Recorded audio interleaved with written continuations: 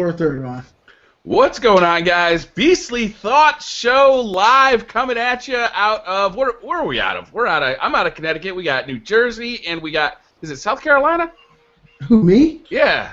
Atlanta, Georgia, baby. Georgia. I I don't know why I blanked out of that all of a sudden. ATL. So I think we were already talking pre-show. I think we ought to just continue. It's on everybody's minds right now. It's by far like the biggest topic in gaming right now, and it's Destiny. Everybody's been playing it. I played a ton with Not Too Nerdy and Robbie. I'm surprised he's not on the show because we've been playing a ton of the game. I played a little bit with you, Beastly Gamer. Man, there's a lot to talk about. Yes, there is. Where do you guys want to get started? Should we talk about our overall impressions of the game? Do you want to break down individual pieces of the game, like start with the story and then move on to multiplayer? Or? Okay, well we can talk about the individual pieces and then give our opinion on what the entire experience was about. All right. What we thought about the experience. You want to go to the story? Let's do it. Let's. I think we should preface this by saying like. All three of us are having a great time with the game. I think that's obvious. We've all been playing it a ton. I think Not Too Nerdy, you're a level 24. I'm a level 23. I think Beastly Gamer, you just finished the campaign today, so you're about a level 17. I'm 18. 18. So we've all put a lot of time into this game so far, and I think we all have a generally good opinion of the game. What I'm surprised about is the backlash against the game. And Not Too Nerdy, you mentioned before that you're not surprised because of the different ways that they incorporated different kind of play mechanics that don't always sit well with, straight up shooter fans. So like I tweeted out the other day, I saw Polygon gave it a score of 6 out of 10, and I was shocked because that is just. So did GameSpot. GameSpot gave it 6 out of 10 also, I heard. That to me, that's ridiculously low. That's just something that you give a game that has like glaring control issues or like bugs or stuff like that, So let's talk about the story. I think that's probably the biggest concern with the game. Playing through the story, I enjoyed what was there. What I expected was a Halo type experience because it's a Bungie game, and that's not what you get here by any means. The decisions they made, there's a lot less story than you would expect out of Bungie, and a lot of the story is told through your Dinklage's voice, kind of while you're loading into levels. Your Dinklage voice. Let's hear your Dinklage voice, BriarRabbit. Let me hear your Dinklage. You can hear my Dinklage voice. I got it right here.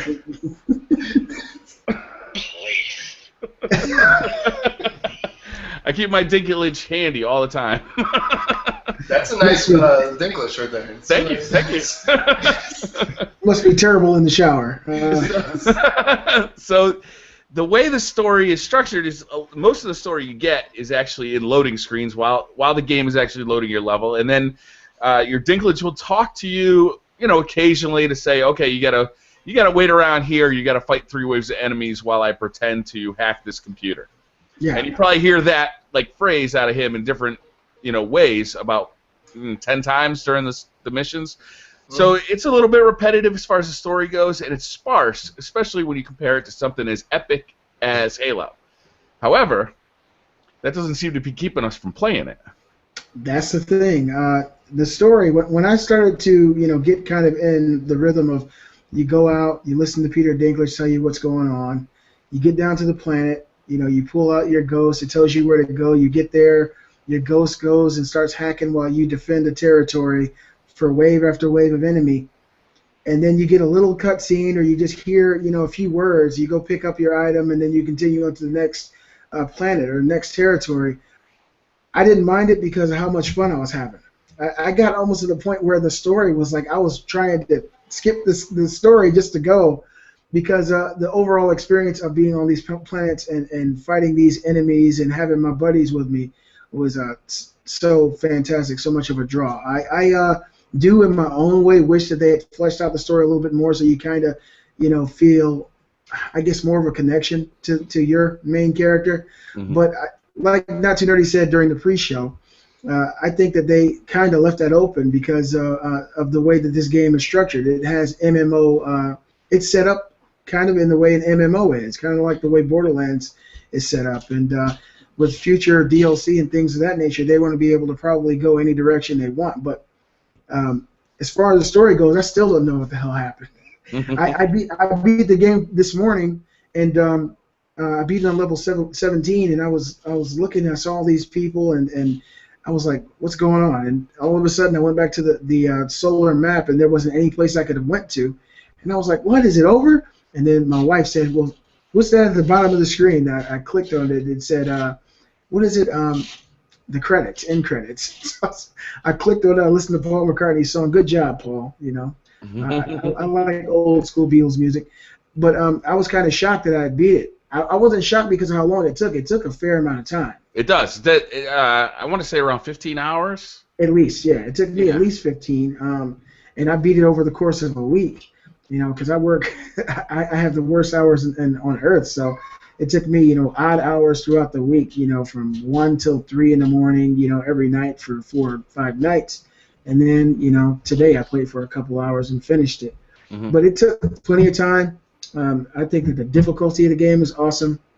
I think that, you know, the weapons are amazing. Of course, it's not loot like Diablo or Borderlands, but you still feel a sense of, you know, your own independence when you have something that you know nobody else has. And I had a lot of fun with it. There's a lot in this game. There's still so much more going on now that we're going to get to later. But as far as the story goes, I wish there was more. What do you guys think about it? How about you, Not Too Nerdy ENT? I think we lost Not Too Nerdy. Yeah, we lost him. Hopefully he's rebooting his computer. He's having some Chrome issues right now, so hopefully he'll be back. I did notice about the story. So some of the decisions they made about the story, like having most of the narrative take place during cutscenes, makes sense to me in the fact that you'll be playing these levels many, many times over. So, for instance, the Devil's Strike mission or the Devil's Lair mission, where you go in and you initially fight in kind of this one arena with 3 big waves of enemies. Then you go fight the crab tank. And then you go fight the big orb, the sepulcher, or whatever it's called. I bet I've played that game with the retail release about 4 times, or that level, right? I think I played it like one time, kind of during my main story playthrough. I think I played it once with you, and I played it, I think, once just to get experience, so I could kind of level up my character. And I think I played it even once after I finished the campaign, because I joined the strike playlist, where you can select the difficulty of the strikes, and then you just kind of get random strikes, so you can get new loot and level up your character and stuff like that. So having the story kind of condensed and not having to watch a 5-minute cutscene like every time you play that level, in the long run, actually makes for a better experience. But in the short run, when you're playing that initial playthrough, it seems a little bit light. It seems like, you want a little bit more fleshed out. You want the Star Wars Episode 4, A New Hope, where they give you this grand story and it has a narrative arc.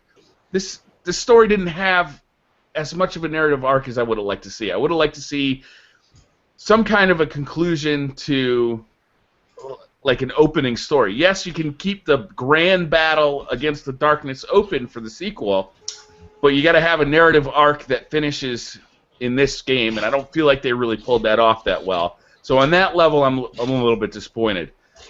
However, I see why they did the decisions. They made that decision so that you don't have to watch these cutscenes 30 times over while you're playing these games.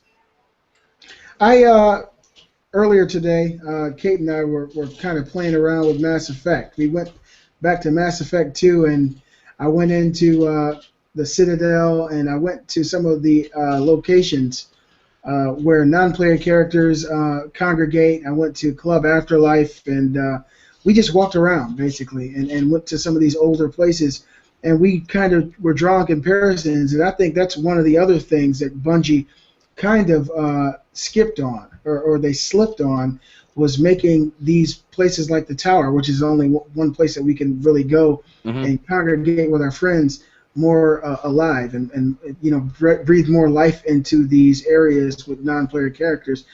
Like I said earlier in the pre-show, it seems like You go to the tower, and every character you see is like a static character. They're just standing still, and you see exclamation points. You go talk to them. And Yeah, it the doesn't seem NPCs are just kind of, they're basically just menus. yeah, and for me, a game that this ambitious as far as the interactivity between you and other human players, I would think that creating a place that we can all go and maybe do mini games together, and maybe have a little club or something. We could all go and sit at tables and talk, and maybe see these characters in the world walking around doing things. Would have just made that. I mean, I was looking at Mass Effect. Of course, this is not Mass Effect, and Mass Effect is pretty old at this point, but that's something that Mass Effect really, to me, mastered. They made you feel like this world was so sprawling, and you could go do so much, even though in reality you really couldn't, but it's the way that you felt when you were there. And the tower, just to me, like you said, it feels like you're in a big, giant area with 15 or 20 different menus you run up to and you select. Yeah. And who knows, maybe in future versions of the game, they'll have it more like that. That's one of the other things that kind of downed me a little bit, was that it just didn't feel alive, other than the human characters who run up and randomly start gyrating in front of you, I do that a lot.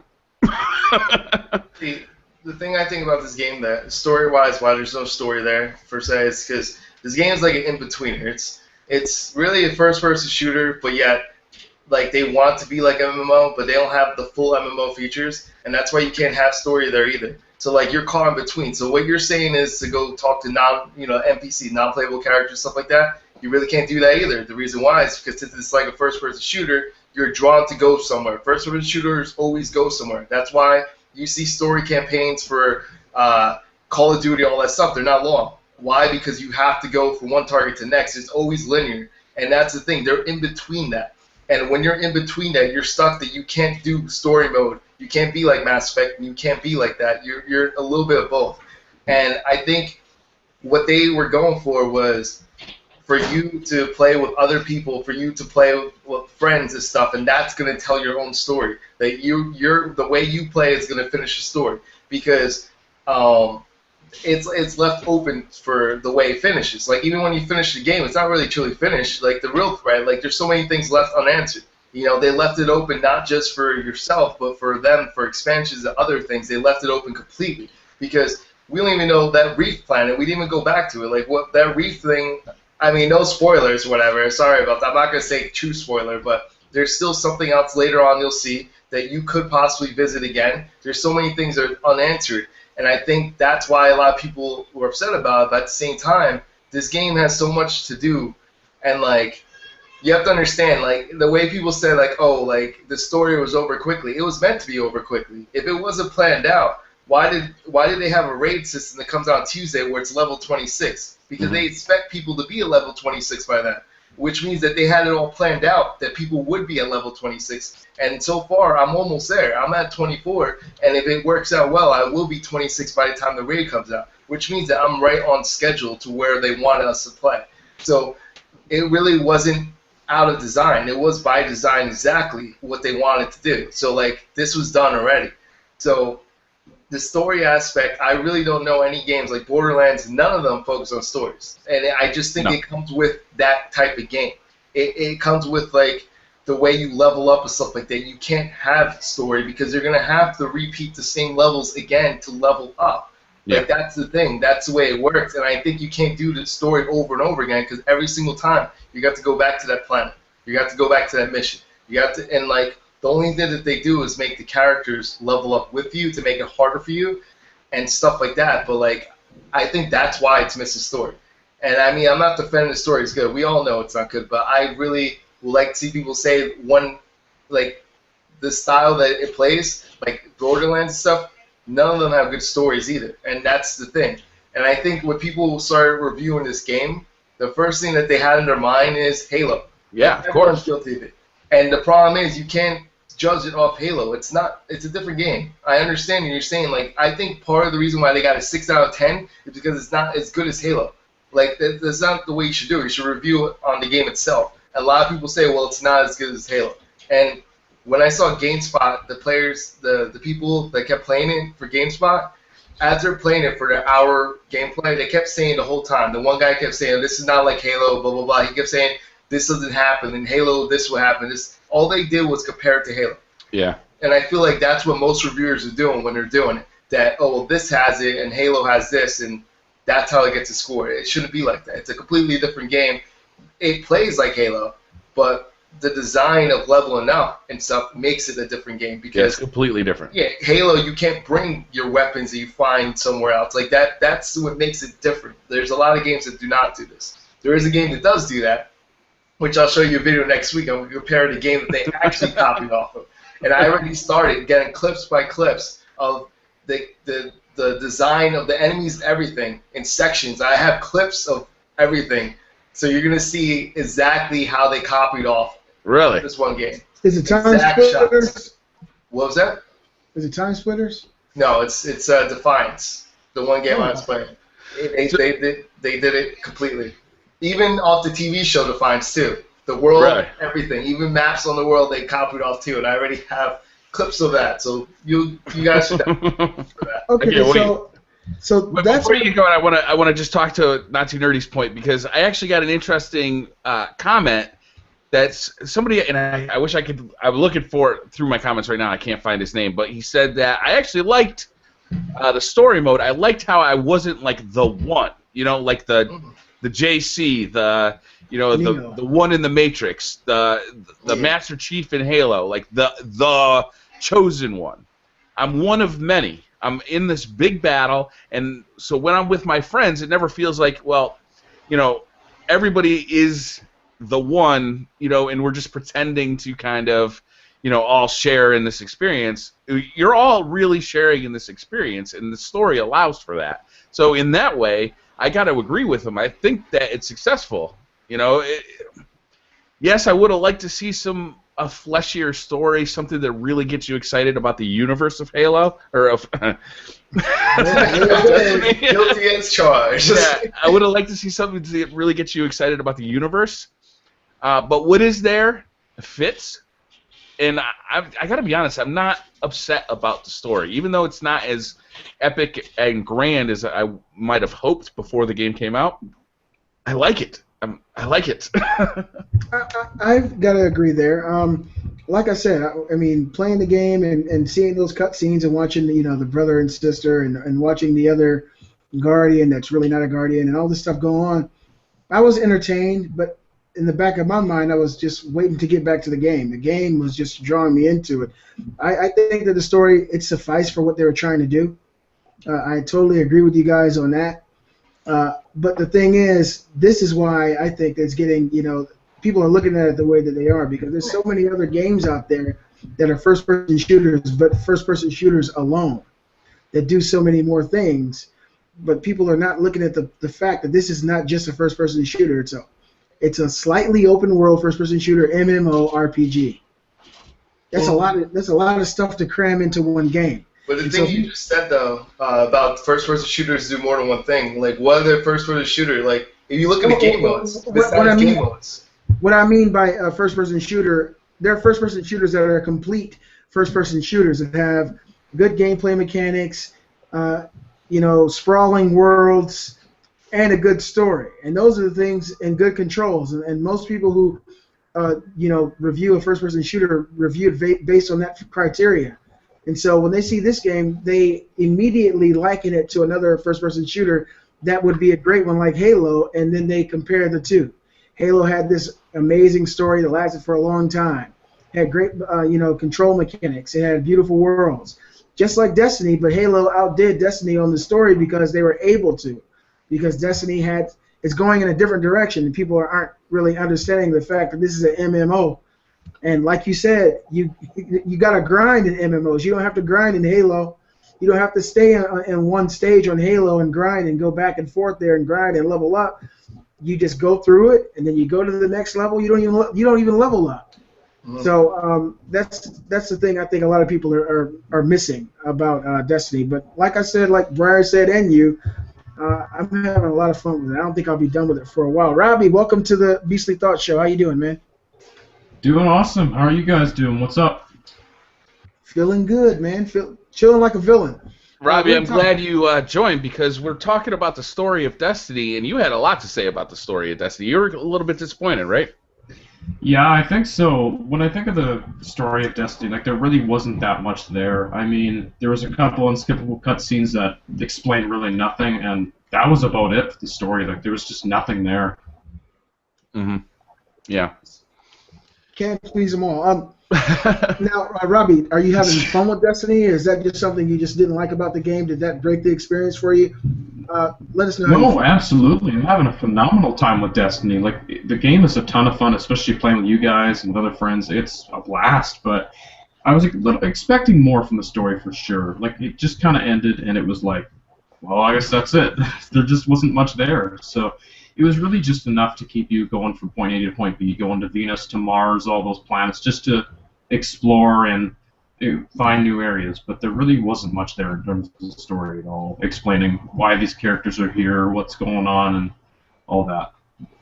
Yeah, well, I mean, if you think about it, your character's waking up after supposed death. They're resurrected, and they jump into this world. They don't. You don't ask anything about maybe your mother, father, your spouse. You just get right into the. Who right was into this? the world. Who was this person before they got resurrected? Maybe they could get to that. Maybe that'll be like a raid content. Like it'll be a flashback or something. Or maybe they could do a prequel of you before this game starts and show how you actually died. And they certainly have a blank slate. Like they can pretty much go anywhere they want to with the story. Now, one thing we didn't talk about, and I want to get you guys' opinions on this because to me this is a big draw for this game: level design and the way that these worlds looked. Now, we played a little bit of the moon in the beta, and I was pleased with it. But going to Venus and going to all these other little locations and seeing just how big these places are. Like on the moon during the beta, you never really got a chance to see just how big the moon was because you can go underground forever and basically explore. And I did that before I even was on the quest to do it. I was just on the moon, going everywhere I could and just going underground and killing enemies. And I ran into my first ogre, and I wasn't even supposed to know what it was. Yeah. It's a huge. These maps are really big. They're really big maps, and I think they look great. And especially the Crucible maps, I think they nailed level design. I think that the way they set up these levels works so well for whatever you're doing, whether it be single player or multiplayer campaign or Crucible player versus player. It just feels right everywhere I've been. It feels great. I like how there are the distinct planets, but then inside the planets, there are different ecosystems. Like on Venus, you'll go through like a lush forest, and then like around the corner, there's like this rocky area, right, with no vegetation whatsoever, and then a little bit beyond that, you're in this like huge kind of what looks like kind of this ancient like stairway with like all this like architecture that looks totally foreign. The moon, you're on the surface of the moon, and it's exactly what you expect, like this gray and black, bleak. Rock. Yeah, rock. Then you go down below, and they really do this nice job of having like different colors, and it's subtle, but it looks nice. It's visually appealing. The game looks marvelous, I think. I'm playing on the PS4. I think it looks phenomenal. I'm really, really happy with the way it looks. And let me just say the design of the levels, I think, shows that. Like when you first wake up as your guardian and you're walking through that kind of parking lot or like traffic jam with all those ruined out cars, it looks convincing. It looks good, and it looks pleasing. Like it's fun to be in that world to me. You just said something that made me think about something. There's a parking lot on Venus too. There was a whole area of old derelict and dilapidated cars, and I was like, "What the hell? They're driving cars on Venus too?" To Ford, and they sent some, a couple ships to Venus to drop off their newest, space rides. But yeah, I totally agree. I think that the level design and the way these places look was amazing, man. I've even heard people, speaking about the level design and talking about it's basically corridor after corridor, regurgitated, reused. But that's really what you get if you're going to be doing any kind of dungeons. It's a shooter too. I mean, like it's a shooter. You're walking around in like what's got to work for a shooter. I don't know. It's got to work for the mechanic that is like core to the gameplay of the game. So yeah, you're gonna find quarters, you're gonna see arenas, you're gonna see like the same kind of stuff that you see in every other shooter because we've been making shooters for a long time now. We know what works, and that's what we're gonna build this world out of. I was happy with Mars because Mars all of a sudden introduced these like huge open expanses where you're like literally sniping something that would be a half a mile away. I think they did a great job, man, with the level design. What are your thoughts on the level design? Not too nerdy ENT. Well, first of all, I want to apologize for keep going in and out of my service. I think it's a web browser. I have no idea. So if it goes out again, I apologize. But I think it's the Chrome web browser, which is made by, of course, Google. But anyway, you said what I think about. What was the question again? The level design. It's good. I think each world is different. Like, you can definitely tell when you go to each world, like, you feel like it's different. Like, you see Venus, like, it feels like a little jungle thing going on everywhere, you know? It feels like the whole thing's alive. And then you look at Mars, it just feels big, but it feels deserted. But then, of course, I like the enemies there. That right there. They're my favorite. They're just rewarded when you kill them and their head explodes. You just feel rewarded for killing them, you know what I mean? But, yeah, I mean, and not to mention, all the enemies change with the levels, too. So that's cool. And they switched it up on Venus, which I really liked. When you go to Venus, the enemy's hit spot, the best spot to hit them is not the head anymore. It's now the stomach area, which I like the way they switched that up, the gameplay, which is pretty cool. So I like when there's a combination of two different types of enemies at the same time. Oh, yeah. Headshots and so sometimes you got to be headshotting, and sometimes you got to be hitting them in the abdomen for maximum effect. So you got to be thinking about what you're shooting at. I like that.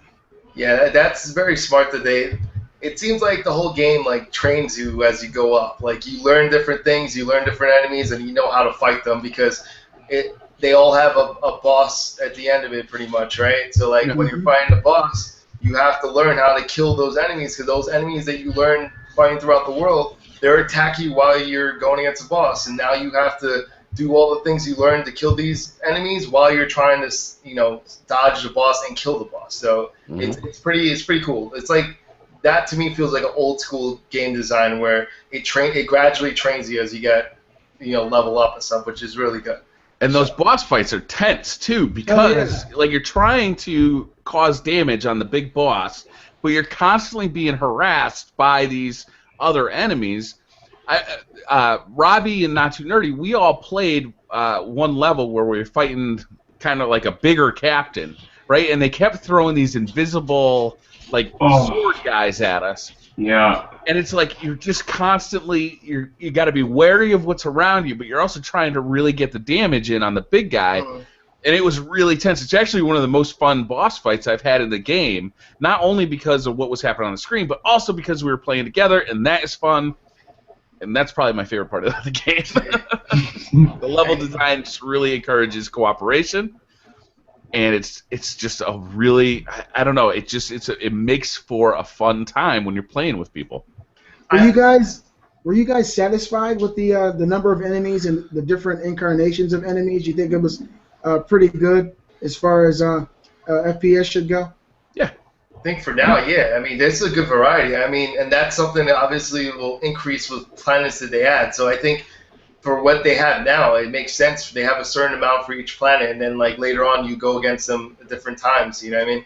I think it's fine. I mean, I know it's one of the complaints people had that there wasn't enough enemy variety, but I mean, if you look at a lot of different games, how much more enemy variety can you get? I thought it was perfect. I don't have any complaints with that. There's four races to fight, right? There's the Fallen, the Vex. Who are the big guys?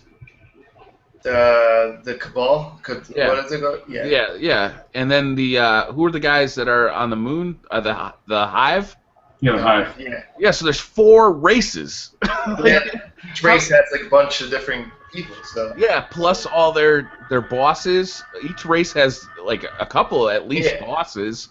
And they can add more as they go. I mean, there's nothing saying that we've seen everything from each race. You got ogres, you got a whole bunch of different things. So you got like different things walking around there. I think it's perfect the way it is. I mean, of course, when they add a new planet, they better add more different variety, like different people, a couple more, you know.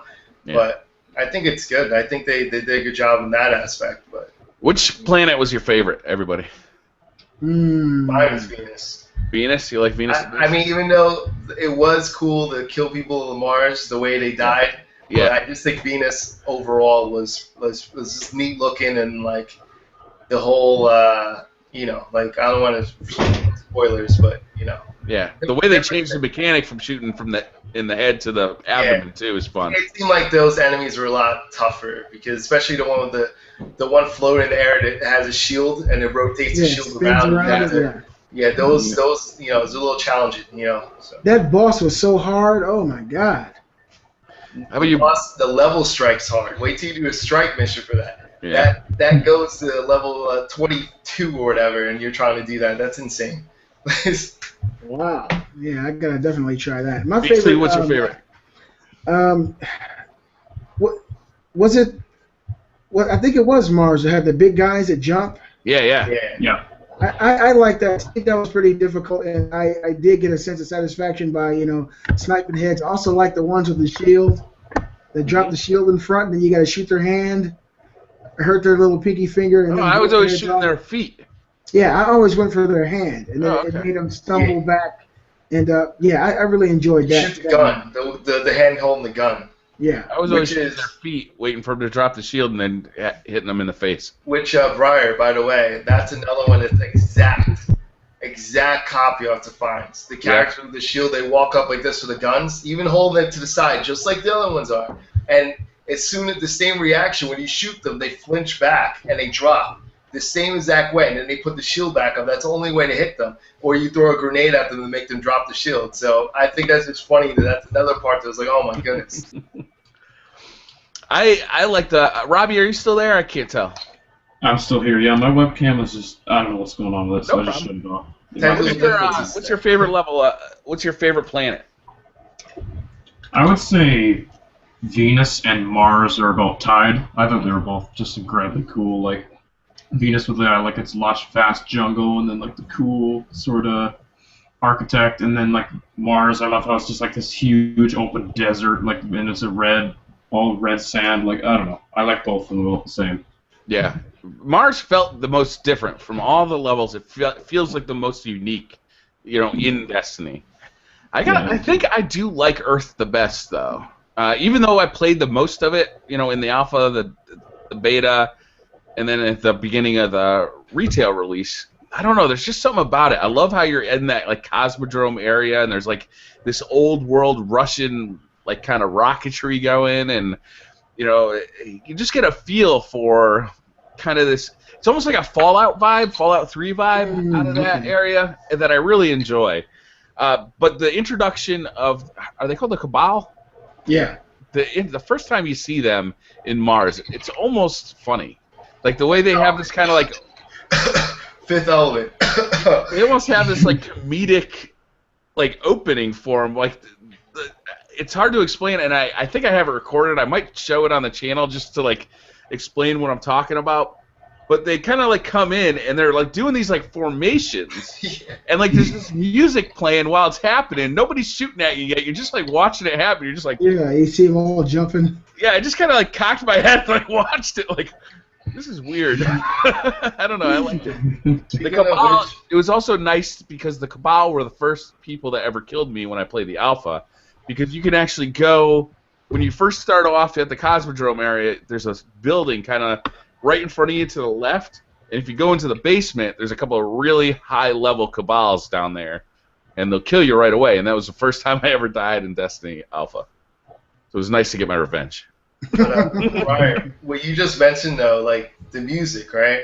Yeah. I thought the music, I don't think it's the best music in any game, but I think the music did its job to make you feel pumped up to fight. Like, when you knew when the music started kicking in, something's about to happen, and you're getting pumped up and ready to do it. And like the intro of the music and the outro, it's like perfect timing. As soon as you beat the boss or something, the music stops, sizzles down, and then like you just feel like, wow, I just beat the boss. You know, like they did a great job in the music in that aspect, I think. Yeah, I agree with you. It still surprises me that Marty O'Donnell got fired out of that place. He's been making awesome game music. I mean, Halo, it's one of the things I remember most about the original Halo. And listening to it here in Destiny, it's great. It doesn't have that one, like, outstanding song, though. Like, that one really memorable song that I remember from Halo. But it just has, like... You haven't played it enough, that's all. Yeah, I just think it has the epic music for each battle, though. Like, it does. It just feels like it pumps you up. It's literally the perfect song to pump you up while you're playing. Like, it's pretty cool. Yeah. So. All right, guys, I got a question for you guys. As far as the bosses that you guys played during the campaign, which boss gave you guys the hardest time? Ogre. That giant ogre guy. Really? The one in the chains. Whew. The guy tied up in the chains. Yeah, I know. Hard. I kind of went through him. What about you, Briar? Talk about the second time. Oh yeah, I ain't mentioned the second yet. I'm trying to think. It really depends on when you hit them, like what level you are when you play against them, and kind of your teammates too in the strikes. You know, actually, I had a difficult time with the Crota Sword mission. When you first get that sword, and you have to fight the 3 princes, I actually had a pretty difficult time with that because I did not want to give up that sword, and I made the mistake of burning through the Earth levels because I'd already played it in the beta, and that was only, a month ago? I just wanted to get straight to the new content. Me too. So I was under-leveled by the time I got to the moon, and I had a difficult time in that area. So that was actually probably one of the hardest bosses for me, was the 3 princes. That was really hard for me, too, because initially I didn't know that I could put the sword down. I remember going through it and fighting those bosses and those enemies, and I finally hit the triangle button and I swapped to my gun. I was like, oh, God, I can't believe I was dying over and over again because, you know, for a character like a warlock, those princes, if they hit you once or twice, it'll pretty much kill you. Yeah. Could you pick it back up if you dropped it, though? Yeah, you have a limited amount of time to pick it up. I think they give you about 7. As long as you stay close to it, it won't disappear and go back. But if you walk away from it, it'll disappear and go back to its beginning location, and you have to go swipe it again. You didn't even have to pick it up anymore. You could just left it there and kill them. Did you guys fool around with the sword? Do you know there's a combo system with it? Yeah. Yeah. Like you could do, it's like you tap, and then you lift them up, and then you can swipe down. Like there's different combos you could do with the sword, and then you could charge up the sword too to make it do a powerful strike. And plus, when you're supercharged, it has a special move just for the sword also. So there's like different things that I didn't even know, and as I was playing it more, I realized, oh man, I thought I was gonna use my supercharge, and I pressed it while I was holding the sword, and it did its supercharge, and I killed one of those knights that was there with the princes or whatever. I ended up killing all the princes with the sword. What I would do is I just jump back and forth, let it charge up, and then hit him and jump back and forth, and it's pretty easy. Yeah. I thought I would have liked to have had the ability to have that sword more in the game, though. I would have liked to see more changes like that. What really got me enthusiastic about that mission was that it changed the gameplay. But that was the last time they did that in the game. It was the only time they did that in the game. It's like you get this sword mission, and it's awesome, and then you never see anything like it again. So maybe we'll see something like that in DLC or in a raid, but it would have been nice if they just, like, every once in a while, maybe once per planet, gave you just a little something different to break it up a little bit. Yeah, I agree. They should have done more of that for sure. You know, it's funny though. I was playing with the 9 to 5 gamers on that mission, and he had the sword. I was so pissed. I didn't know he could get the sword. He's fooling around with the sword. I'm like, I want the sword. He's like, I don't know, man. I'm doing pretty well. Just watch my back. I'm like, yeah, I'll watch your back. And I saw the prince coming right at him behind his back. I didn't say a word till the prince killed him. I'm like, yes. So then I ran up, grabbed the sword. I did work. That's some serious teamwork there, man. I was like, oh, I'm the chosen one. I picked up the sword. Like, it was great. True teamwork right there. So, not too nerdy. You said Tuesday we got some new raids. DLC coming, right? Now, is that just the raids? Because from what I understand, they already have 2 already dated DLC packages coming. They already had Salvage. That already is out right now, which is 3 versus 3. It is I would like to compare it to Search and Destroy in a way, because you do have to go to an area, you have to do whatever, I forget what it's called, I don't remember the exact word that they use, but once you set it off, the other team has 30 seconds to deactivate it or whatever. No, that's like Demolition, not Search and Destroy. Search and Demolition? Is it like Demolition? Yeah, because Demolition, you didn't have one like Search and Destroy, but there were 2 bombs, and you had to continually go to the bombs and plant them until you could blow them up.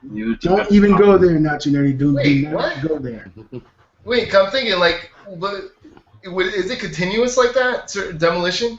Yeah, you'd keep going to the bombs and try and plant them and blow them up, and the other team had to stop you. Like, you had as many lives as you wanted. Everyone had a bomb, too. Like, it's just but like that. Once you blow it up, it's over, though.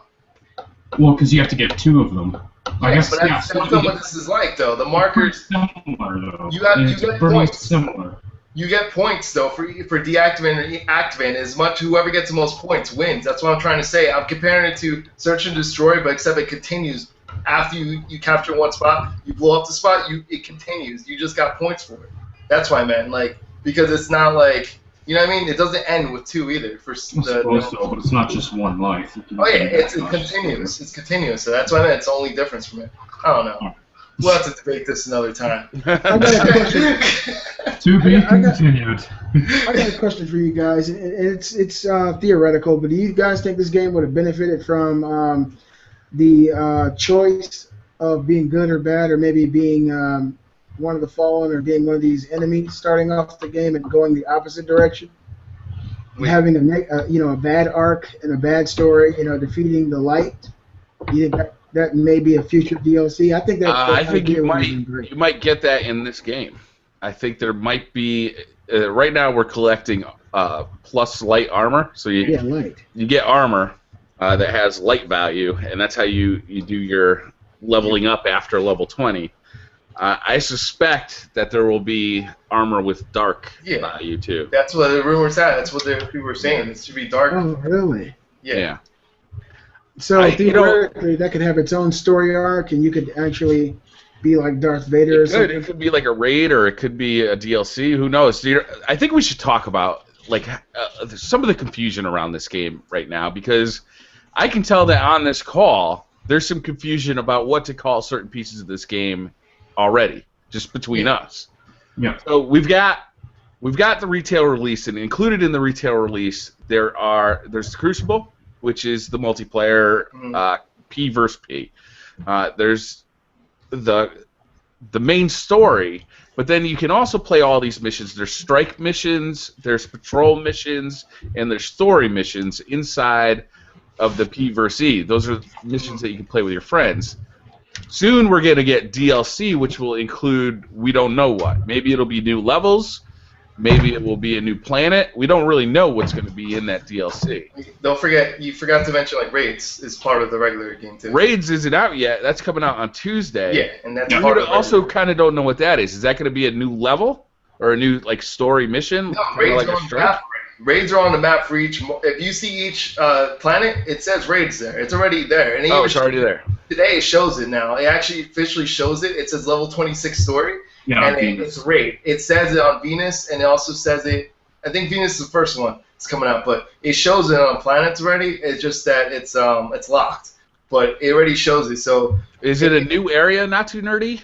It's a Venus. I'm assuming so, because from what we saw from the developers, they showed a preview of what raids look like. Mm-hmm. It looks like there are obstacle courses along different things. Because did you guys play like different levels, like what's it called? There's 2 max, salvage and the skirmish. Do you guys play that at all? Yeah. Because you saw there's different maps there too, right? From the Red Crucible, it's like that. They're gonna do different maps according to it. I think it's gonna set it up, and there's gonna be obstacles along the way because everyone's working together and that. Right. So up to 6 people will be in a raid, right? Exactly 6. You can't do less than 6. You can't do less. You're right. You can't do less than 6. You can't even go in without 6. So you need 6 players. That's the thing that it's gonna be interesting. I don't know if they're gonna actually now when that downloads, if they're gonna have a system where if you're playing by yourself, they place you in. There will be no matchmaking. They've said that. They said that matchmaking. That's gonna be rough to do with for raids. So, yeah. But then again, I mean. Well, if you go on to Bungie.net and look for the BRC clan. We'll be organizing raids right from there. So again, that's Bungie.net, the BRC clan. You can just search it. It's very searchable. Or you could go to Not Too Nerdy Clan. What was that? It's Nope, already, nope. it's already a clan. Nope, not a real clan. Nope. Mine's activated. It says Not Too Nerdy. Not a real clan. So when you play the game, it says Not Too Nerdy in it. Conspiracy theory, not a real clan, not a real clan. Dude, you sound like Peter Griffin there for a second. Anyone hear that? You really did for a second. That was awesome. Seriously? Yeah. Oh, shit.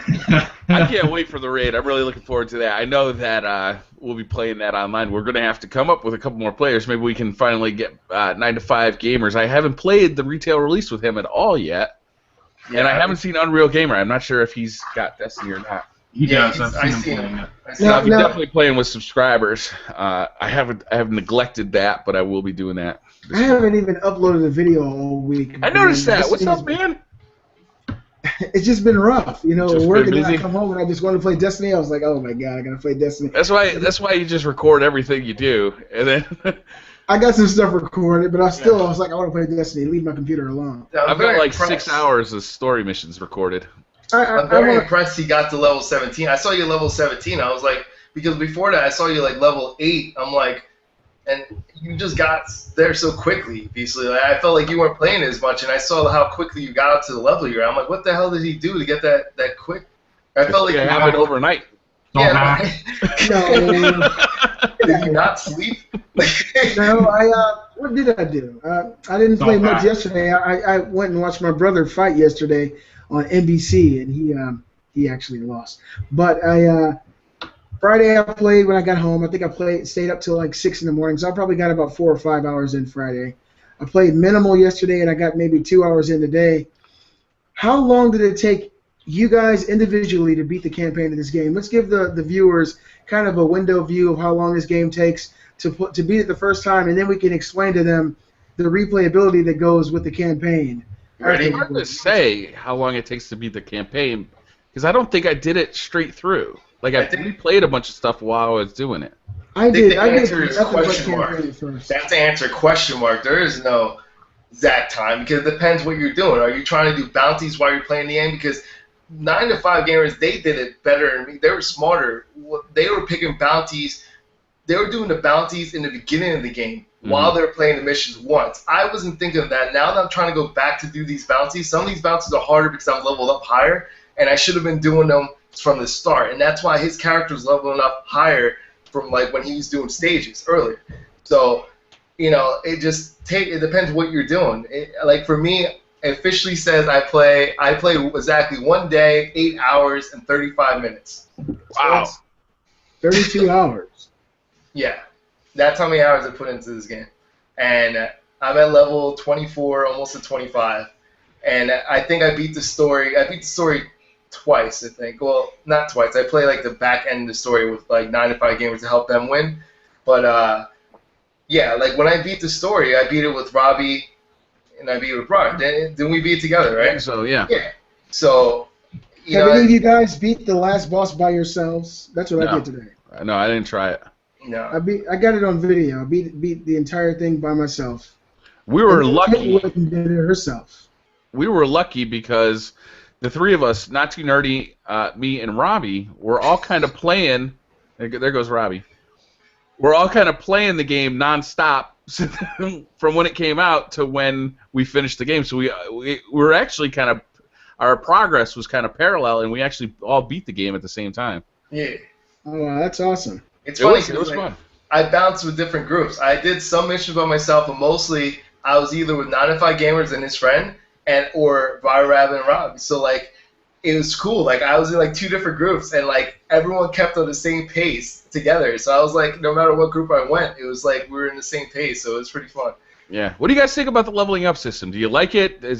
Would you add anything? Is it too confusing? What would you guys do with the leveling up system if you could change it? It's confusing because there's a lot of things in the game I don't know what I'm doing. Like I still don't know. I have questions about like, you know what I mean? Like I just found out 9 to 5 Gamers. We looked up that it's only 6 different shaders. You know, there's 6 possible shaders you can get. Like I didn't know that. There's only 6 possible shaders you can get in the game. Really? That's it? There's only 6. And the armor is the legendary one that you have and the one I have now. That's the last one. They're gonna add more later, but that's just weird that they didn't just have like a random select, like the computer generates different ones. That's just weird. Yeah, that is weird. I wonder if they want to sell it as like a micro DLC or something.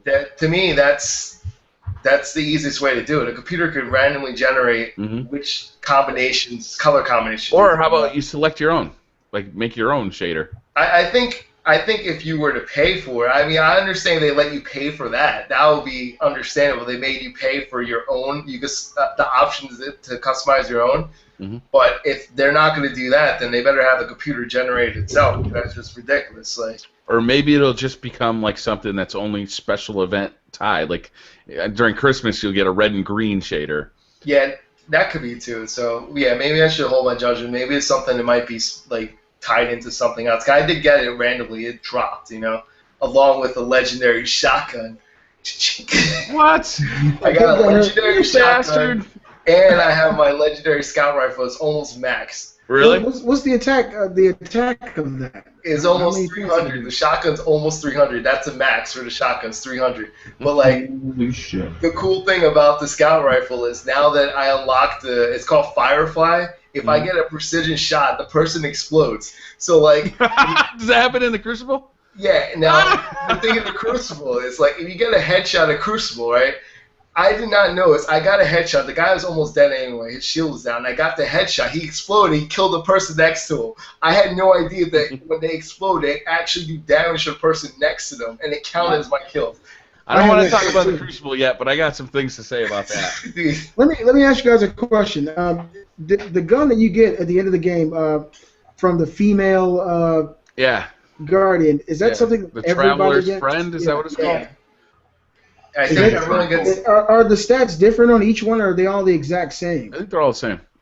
Wait, it's different for each class. I think each class gets their own special weapon. My weapon was different from your weapon, I believe, Briar. And same thing. I thought you got a yellow and blue pulse rifle. I forgot what I got, to be honest with you. I thought it was gonna be the coolest weapon until I found a legendary, and I never looked at it again. Yeah. I still haven't gotten anything legendary in that game. So, are you still using the weapon that you got from that character? No, I prefer auto rifles. Dude, you had a badass weapon though. That one, I saw your video. Like that auto rifle was freaking doing work, man. That thing's so quick. My scout rifle takes forever, but that's the thing. Like my damage increased so much, and like I could really do some damage if I do precision shot. But yours is so quick, man. You could like outgun me. The auto rifle is great, but you have to concentrate your fire on the head, otherwise you get beat by almost every other weapon. Yeah. What attack does it do? Just curious. In the Crucible or in the?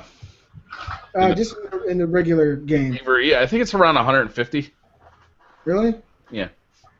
Yeah, because I got it's not a fusion rifle. I got an auto rifle from her. I think it does 220.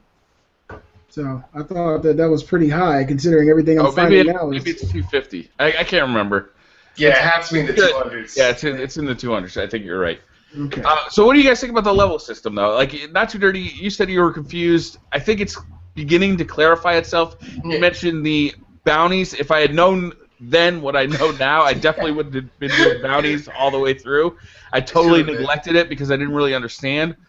Also, allegiances really affect because you want to be building up your reputation points for the different factions in the game, and you have to kind of choose which faction you want. You can be either there's like a main, like the default one.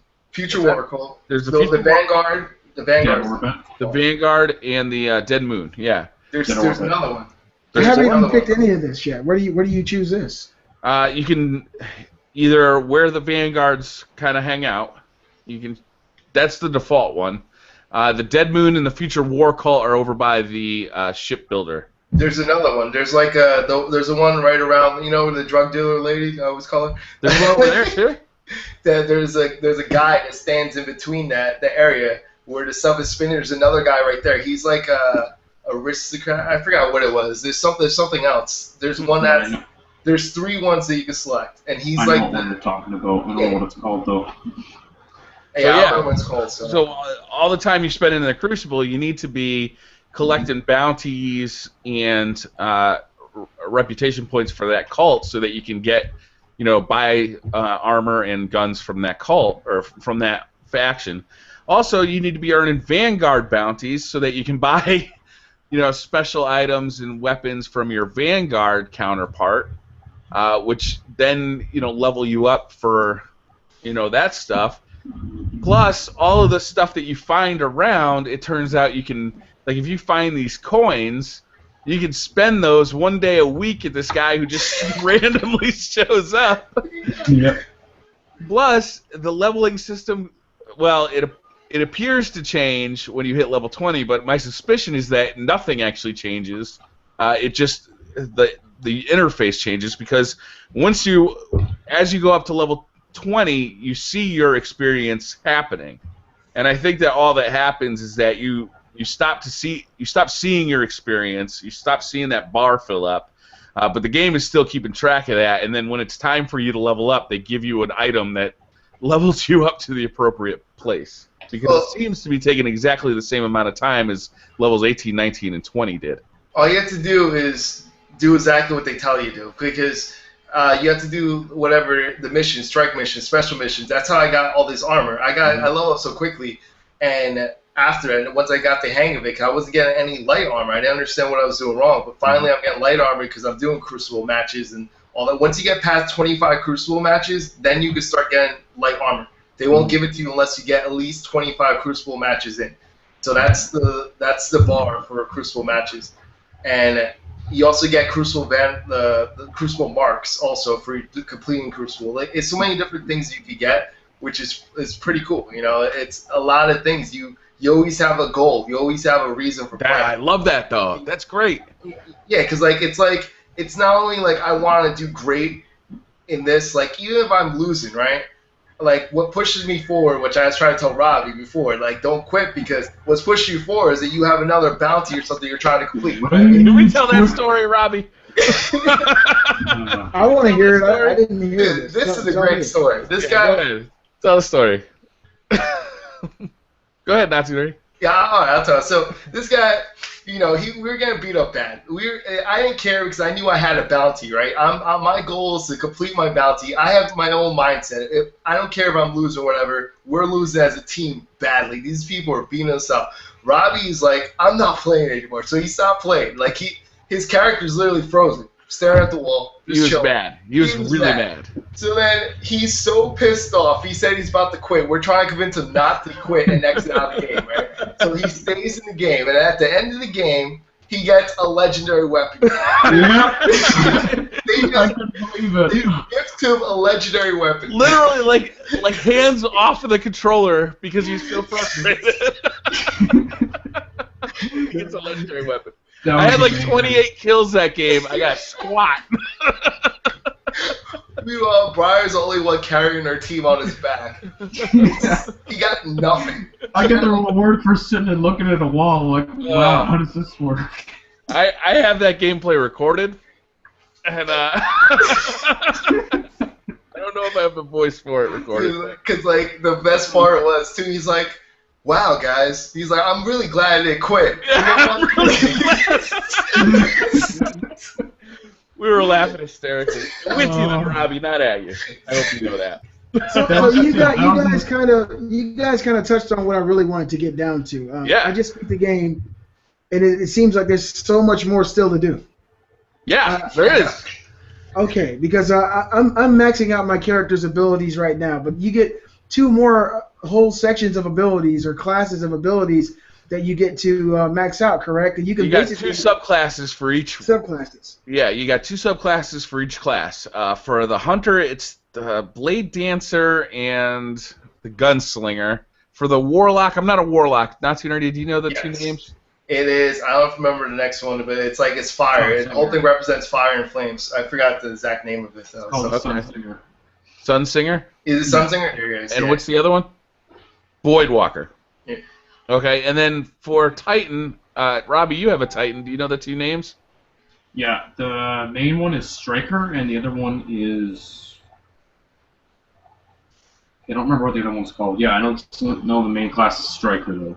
So what I have found is that I've been playing as a hunter, and initially, I switched on level 15. I switched to the Blade Dancer, and what you have to do is basically start from scratch with all those abilities that you unlock with experience, which is a bummer because at level 15 you need those. You know, you're like in the game.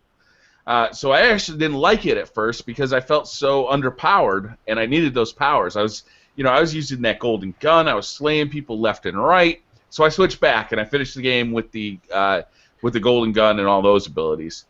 But now I've been leveling up the Blade Dancer. It is badass, especially in the Crucible.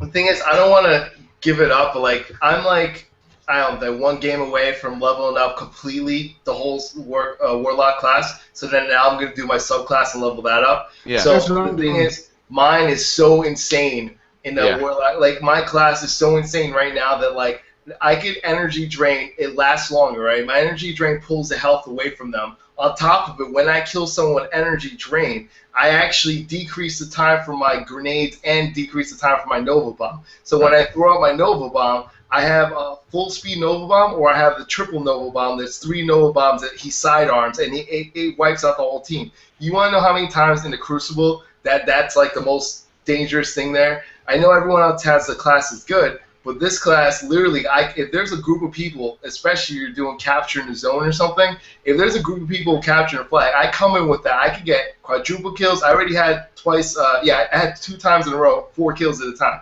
just by sidearming it. Yeah. And it's just a beast of a like rank, you know. I think it's OP at times, though. I'm not gonna lie. But then again, everyone has like ability that could be OP, like the Blade. That Blade thing. That Blade is nasty. You're so hard to shoot because you're moving so fast, and you're moving in this erratic pattern because it's like it's got this auto aim that just automatically selects the nearest enemy, and then the guy just kind of sweeps over to him like faster than run speed. So you're kind of moving all over the place, and he's so hard to shoot. I've never even seen this. Man. Oh my god, it's badass. Check out my latest video. I think I did it in my last video. Yeah, I will. So I was testing it out. Like it seems like when you have that gun, the hunter class gun beats out the Warlock's. It'll beat out the Nova Bomb. If you shoot it before he does the Nova Bomb, like if he's in the air, like about even in the air, as I'm doing that, you'll still kill me way before it happens. And like usually the animation, you'll beat me out every single time. But if it's the other way around, the Blade, I beat you with the Nova Bomb. I learned that. Like I'm learning like which class does that. Like there's different classes that'll beat out the other class for their super. So whoever does it, like one class will always beat the other class. So like it's kind of cool to like learn stuff like that out. There's like different things in there. So I like the Crucible more than I thought I would. Yeah. Like I'm really having fun in there. I really like using the supers. I thought it would be annoying to always be getting killed by supers, but it's not. Like I just kind of accepted that you're not gonna do like these like stunning kind of Call of Duty-esque, kill streaks, because every once in a while you're just gonna run into a guy that's got a super and you're gonna die. It's gonna happen. So get used to it. You're not gonna go through like a 13 kill streak without that happening. Well, you had that. You had 13, I did too. We both had 13. I saw. Oh, we have 13? Yeah, we both had 13, and but I think you're right though.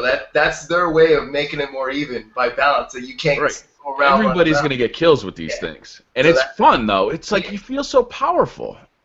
Yeah, it's cool, man. But the balancing is bad. It's not as bad. It's not super bad because I feel like I don't know. I don't know because there's sometimes that like I'll be like doing work in it, and then the next round the same exact people they switch it up and they're beating us. So like I don't know if it's too overpowered. I've seen it like at times it can be. There's certain things. I think the vehicles are still overpowered. I think like that freaking tank should be out of the game because it's. I already showed. Yeah, I showed the video on that. Like I got another 13 kill streak doing just on the tank the whole time. Really? Like. I think it's fun. The auto rifle is nasty, and it doesn't. When you're looking for a gun to use in the Crucible, because the stats don't matter of the gun, the stats for damage don't matter, but the stats for like rate of fire and accuracy, they carry over. So what you want to do is you want to find something that's accurate and you can focus in on the head, and put every bullet in that magazine on the head, and you'll kill guys so fast. Also, even though your class stats don't matter, like your armor, everybody's got approximately the same armor, but all of your skills carry over to the Crucible. So like your triple Nova Bomb carries over. So if you're a level 7 fighting level 23, you're going to get your ass kicked, even though the class doesn't matter, right? It's like the levels don't matter, because sure, he doesn't necessarily have better armor than you in the Crucible, but he's got more skills than you, and he's got better upgraded skills. And I think that's a little bit of a bummer. I mean, everybody can eventually level up to 23 or 30, I'm sure, eventually. But like in Call of Duty, when you start off as a level 5, you've got basically the same shot as a level 30, right? Because even though that level 30 might have customized his guns a little bit better, they don't actually shoot better. They have more rounds, though. That's the thing, though. They have more ammunition, though. That's the thing in Call of Duty. Like, once you level up higher, like, your rate, like, you might have a faster rate of fire, but you have more bullets. So, like, sometimes you know how you don't get that little bit of life? They're right there hanging off their little bit of life. Like, you guys will have an extra bullet. You know what I mean? Even with a standard clip, though, you can usually take out 2 or 3 guys. Yeah, you can take out people without doubt. Yeah, in Destiny, the difference is that instead of like 1 Nova Bomb, you're shooting 3 Nova Bombs. Yeah. You know, so it's a big difference. And, you know, with the Hunter class, instead of using a golden gun, I'm using a golden gun with exploding bullets, so that anybody who's standing next to the guy I just shot also gets murdered. Damn. Yeah. I didn't know this stuff. Yeah. And the Blade Dancer, I mean, I run into a room and I kill 4 guys, and it's like they didn't have a shot because they couldn't. I'm moving so fast that there's no way they could have shot me. You know, they would have to just get lucky. Like, I don't know. There's one thing I wish they did do within your class. I wish they could you could customize your class even more, your subclass even more. Yeah. Because, like, for example, for Warlock, I have a double jump, like, and I glide, right? I do the jump and the glide.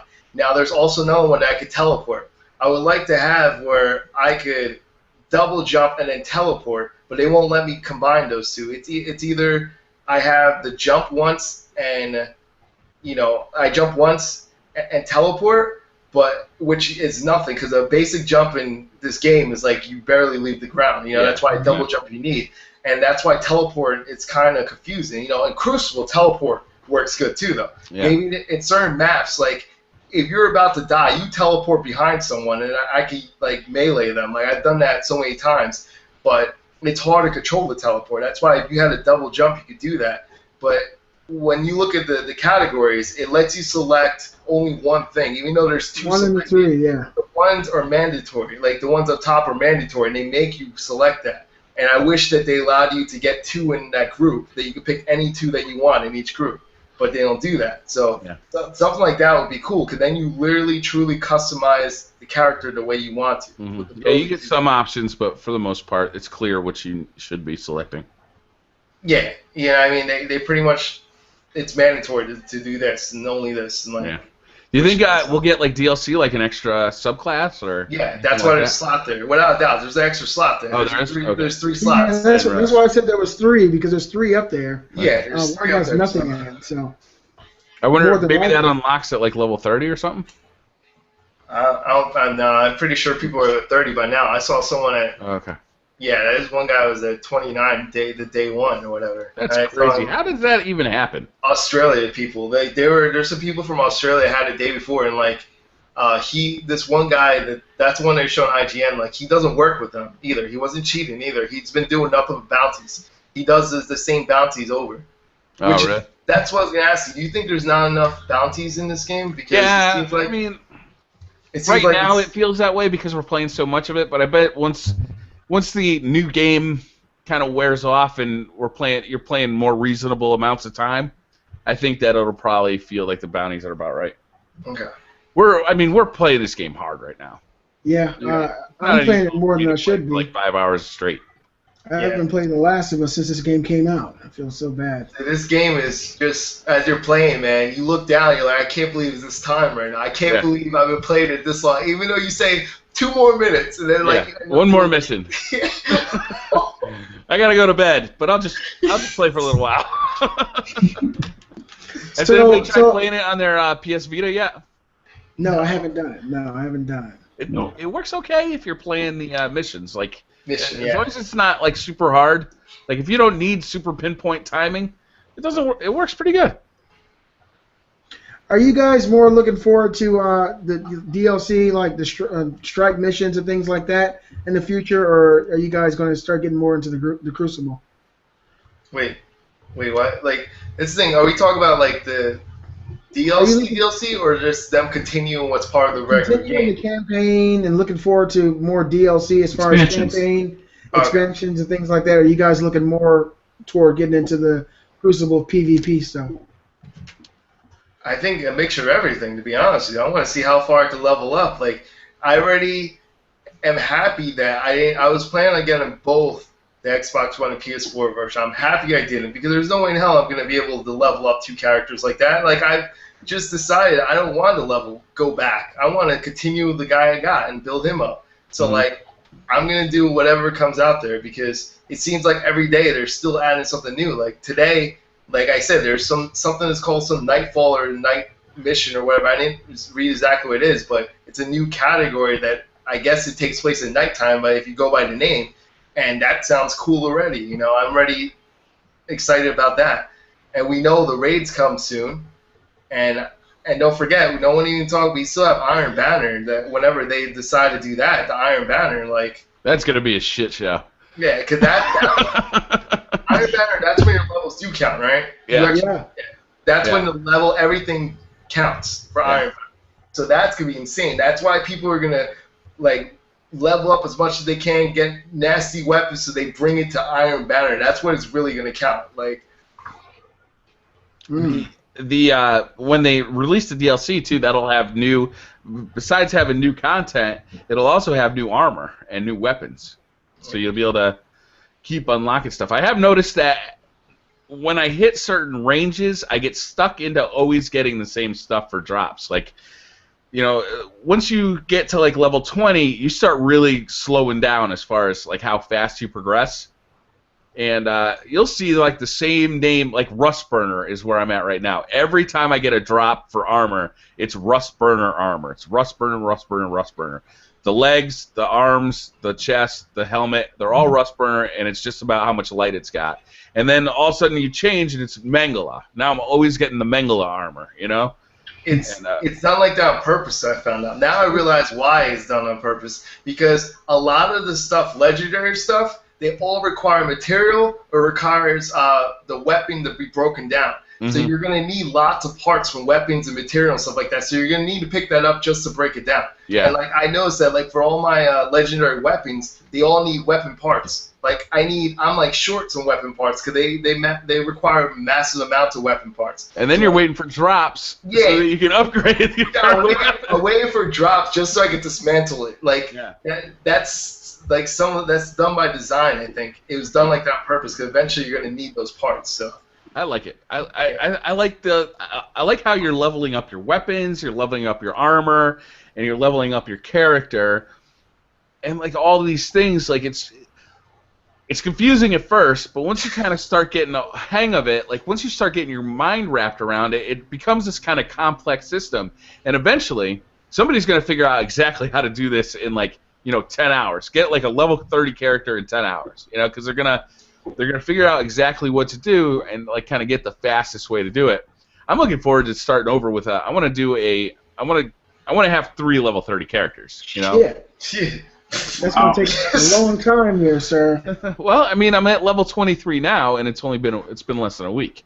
Yeah, the problem is the light powers was taking longer than the 20 levels. Like, so that's the thing. Like, that's taking longer. I mean, sometimes you jump up quickly. Like, I jumped up from 21, took me a while. But once I went from 21, I went to 24 pretty quickly. But now, like, I'm slowing down again. So, like, it's back and forth. Like, you have to do what they tell you to do. The missions that they tell you to do is what you have to do. Yeah. So they say there's a special strike for this week or the weekly strike or whatever they tell you to do. That's how you get the light armor and everything for doing. You get rewarded for doing what they tell you to do in the game. Yeah. So anything that's glowing in the game, anything that's like flashing, that's what you're supposed to click on. I got a question for you guys. It's something I wanted to ask before the show. Now, Destiny was the most pre-ordered game in GameStop's history. Okay, and it's I don't know if it deserves that accolade, but it is what it is. Now with Bungie and Activision doing this digital upgrade for free if you buy the digital version. Yeah. I was talking to the guy down at GameStop. He said he's never seen so many refunds on pre-orders in his life. Yeah. It was a fantastic deal. we had the PS4 and the PS3 pre-ordered, and I pre-ordered the PS4. Kate had pre-ordered the PS3 version, and so I went in there to get mine. And later on, I think maybe a day or two later, we went in and got hers back. And he said like everybody who pre-ordered that game brought their receipts in and got their money back. Of course. I mean, they all of a sudden they said, okay, you could get this game for half price because you were going to buy it for $120. You're going to buy 2 versions of it, and now you get both versions for $60. I mean, it was a fantastic deal. Or you get one, get one totally for free. How do you think that that sits with GameStop? Do you think there are people like minds being blown, people running around their offices shredding up paperwork, pissed off? Because for it to go from the biggest pre-order of all time to probably less than most pre-orders at this point, it's probably. I felt like Bungie was just saying, "Fuck GameStop." I bet they're not complaining too much. They let's say they lost 100,000 pre-orders, right? At $5 each, and let's say the average time they had those pre-orders was a month. So for 30 days, they had $500,000 in the bank collecting interest. So let's not feel too bad for them. Yeah, good point. You gotta keep in mind, like a lot of people still bought the game for them, so the pre-orders mean nothing. So like they still got it. I mean, a lot of people. This is a big game I heard for digitally too. Like a lot of people got it digitally, which that's something that people were shocked about. But still, like physical sales still dominates digital. I would have bought it digitally if I wanted the Ghost Edition. I really did. I don't think I would never. I still will not because of the fact the hard drive, the space. Like, there's no point. I don't want anything to be corrupted or I have to wait for the digital. Something goes wrong, which it did. By the way, all the people that had digital copies had to wait hours after the midnight. I don't know if you guys heard that. There's a I thought you could preload it.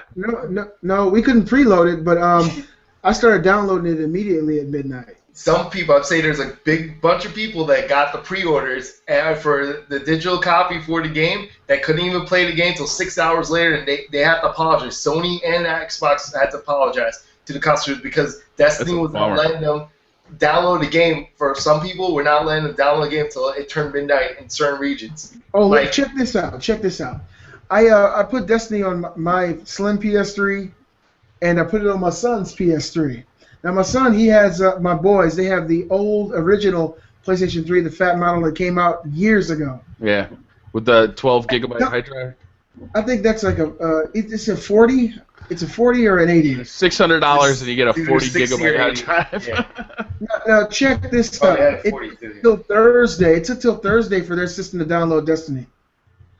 Thursday. Wow. The PlayStation Network in the PS3 era was notoriously slow. I've never seen something download so slow as to when I was using the PlayStation Network on the PS3. It was constant. Yeah, well, it wasn't the PlayStation Network in general because my PS3 worked flawlessly. It downloaded the entire game probably in 4 hours. That was a constant concern, though, with the PS3. I always had that issue with the PS3. I think it's the old hardware though versus the network because the network is working, throughout the entire home, and that hardware was having such an issue with the downloads. It might just be old, but I'm still amazed that it took days for that game. I have the 2 versions. I have the 80 gigabyte one, which is like the one I can use, and that one's slower. And I have the slim. The slim one doesn't have the loading time is as long on that. Yeah. It was the original one that is loading time.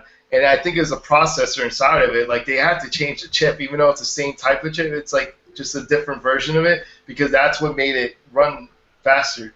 But still, like, it was just a display that everyone thought sucked. Like, everything else took forever to load on screen and stuff. But yeah. Yep. That's why people were like, oh, next gen with PS4. Like, it was just amazement that you're like, this is, like, you go back to PS3, you're pissed off again. Like, So I just brought up the news about the DLC. Each expansion pack for Destiny is going to actually have at least one strike mission, at least one story mission, and an explore mission. Sweet. So one of every type. They don't say anything about a raid, though. They don't say if there will be raids included in the DLC. I bet there will be, though. well, if you look at every planet has a skull. It's a skull with a knife in it. That's raid. That's the raid? Yeah. And they unlock on Tuesday?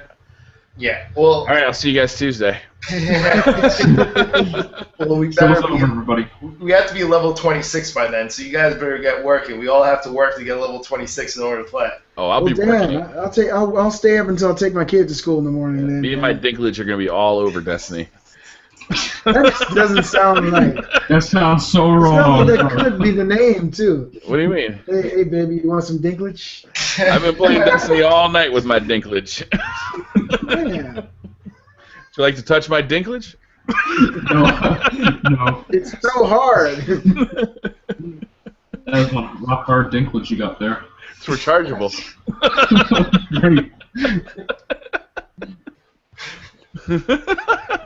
It's red too. All right. I'm sorry. What would you guys do to improve the game? If you could do, let's say, I don't know, what would you do? More dinklage. More Two- dinklage. Let me let my kid. we lost you.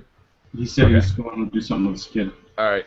Nazi Nerdy, what would you do to improve Destiny? I wouldn't think you could do much of the story, so I wouldn't leave that out because, I mean, there's really not much you could do. I mean, you could try to make the story better, but I don't think so. I think that one thing is every time you do a mission, right, there should be sort of like it is for Crucible and stuff like that, where they do matchmaking for this story mode. So then if you are playing by yourself and you want to play with the team, you have the option to. So like I could play with someone else, like find other people who are playing solo and we could do it together, as opposed to me going to the tower and manually finding someone and say, you want to play together, blah, blah, blah. Okay, Yeah. cool. And then we go together in the world. No, I want them to set it up for me if I choose to. If not, Like I want to matchmaking. yeah, if I want to do it by myself, fine. But if not, you got to do matchmaking. Also, I would also like to see a way for people to do it, like where they do a co-op system that doesn't have to be online. Where they could have did a co-op offline. Oh, the couch co-op? Yeah, Split screen? that would have been something if they added that. Now, I mean, I know no one likes doing split screen anymore, but Please. I think that they could have possibly done that somewhat. That you could have had someone right next to you do it as well. You can. If you're not a peasant, you can buy 2 HD TVs. Of course. I really recommend getting 2 separate network connections because you don't want to experience that lag. So you really want to. I mean, unless you're on a beast internet. That's right. You got some of that New Jersey internet. What would I do to make the game better? Yeah, that's what I want to know. I would change certain aspects of the story. I would add, maybe 1 or 2 cutscenes to make you feel maybe more connected to the character. They better be skippable. That's all I got to say. Yes, they would be. It wouldn't be, Metal Gear Solid, but it would be something more to make you feel like your character is actually progressing and learning when they get new abilities and stuff like that. But I would also add the ability at the beginning of the game for you to be the Fallen or be one of these other negative or bad alien types and start the game as one of them, going against the grain of what we did here. It'll just So make like it you'd have easier. to have a different tower for each race, right? Because you couldn't. Yeah. I mean, there's nothing wrong with that. If you want to be badass, you go to the other tower. I would also, in the towers, have a place that people can get together, congregate, and have fun. Wait, time out. Are you segregating? Like, go put different towers? Is that what you're saying? Yeah, why not? I mean, MMOs do it all the time. That's messed up, man. Every MMO has 5 or 6 different villages that people start in. Oh, you segregate. Why can't I be with you guys in the same tower? You gotta change your color. That's why. That kind of stuff. I think conceptually I like it, but as soon as they start talking, as soon as we start talking about, well, I want to play with Beastly Gamer, but he's playing in this faction, so I can't actually meet up with him. So and we can't play cooperatively because he's actually his faction is actually fighting my faction, so I got to start a new character in his faction if I want to play with him. Well, I see where you're going. I think it'd be cool, but they would have to find a way to so fix that. Hard. Well, they're working right now so hard to kind of get shooter players to accept these MMO, concepts already. I like your idea for Destiny 2. I don't think I like it for Destiny 1, if that makes sense. Once we move on, we can expand all this stuff for Destiny 2, but right now we got to kind of keep it simple so that everybody can kind of get their heads around it. It's not that I don't like your idea, it's that I think you're ahead of your time. Huh. Like a DVD player. No, but I think that there should definitely be a place in the tower for people who, rather than standing around dancing, maybe a game room or something like that people could actually go and engage in. Like a Last Starfighter arcade machine? Space Harrier, something. It could be anything. I don't care. It could be air hockey. It could be something like that people get together in maybe a club atmosphere and have some fun. Doing something other than standing around dancing on top of buildings. I got an idea. They could have a. They could turn it into PlayStation Home. They could have a room where everybody plays a game together. I don't know, what would be a good game to play in Destiny? Darts. Destiny. No, what was that game that came out with? It was the Wipeout. Wipeout? Wipeout would be good because it's just like your bikes. No, I was thinking. Well, yeah, that would be kind of cool. It'd have to be a multiplayer game, but it'd be just like something that you could do just for fun or an unlockable. I'm trying to think. What was that? See, you're not going to stray. Came out on the Xbox what is it? 360. 2 words, 3 words. What was the one that came out on the Xbox 360? The dual stick shooter that everybody loved, and it started off in a driving game. As kind of like an unlockable. I know what you're talking about. I can't remember the name of the game. Oh no. Geometry Wars. There you go. You could drive me crazy the whole episode. I was thinking about it too. I'm like, I know what he's talking about. That would be a perfect type of game to put in here, but it had to be something original because it's a multi-player game. But yeah, they could come up with something like that. Maybe have a room that you could go to with your buddies and play, 3v3 or 3-player competitive. Doing something other than just standing around wasting time in the tower. I just think that the tower personally feels very and dead, and I just think they could breathe a little life into it by maybe patching it or doing an update that opens up, a new area that allows you to, have a little bit of fun with your friends other than going out into the worlds. I kind of agree with you. I wouldn't mind seeing some more stuff in there. I think that's their style, though. I think they want the tower to be one specific one thing. Or 2 things. You're either leveling up, you're going to do something you're required to. You have to go get your gear or stuff like that, or you're recruiting people to go somewhere else. I think that's all that the purpose of the tower is, to get new location, new abilities, new things. Mm-hmm. And that's I think what it is. It's not like a MMO where there's a hangout area. I don't think that's what they intended for the tower. I think the tower was intended for the purpose of leveling your character up. There's different abilities, different things that you guys could join together to go to certain things like bounties and stuff. I mean, I understand what you're saying, but I think that will completely set it to a true MMO.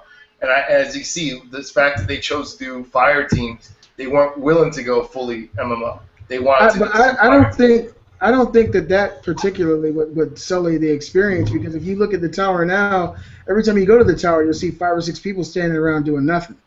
Not me. I'm busting it. I know.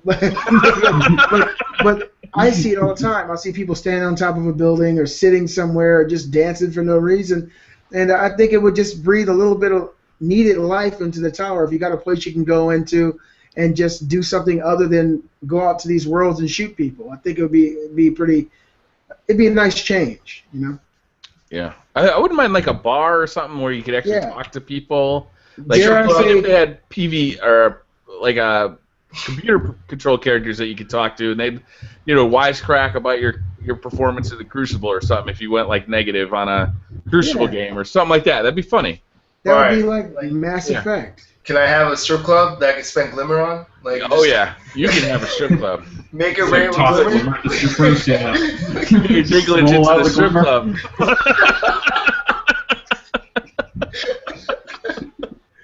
How about the load times? I would change the load times, man. That game, I feel like I'm constantly waiting for loads. I go to the tower. You know, I hit the button to launch and load to the tower. I go pee, and then I come back, and it's just finally arriving. You know, those load times are epic.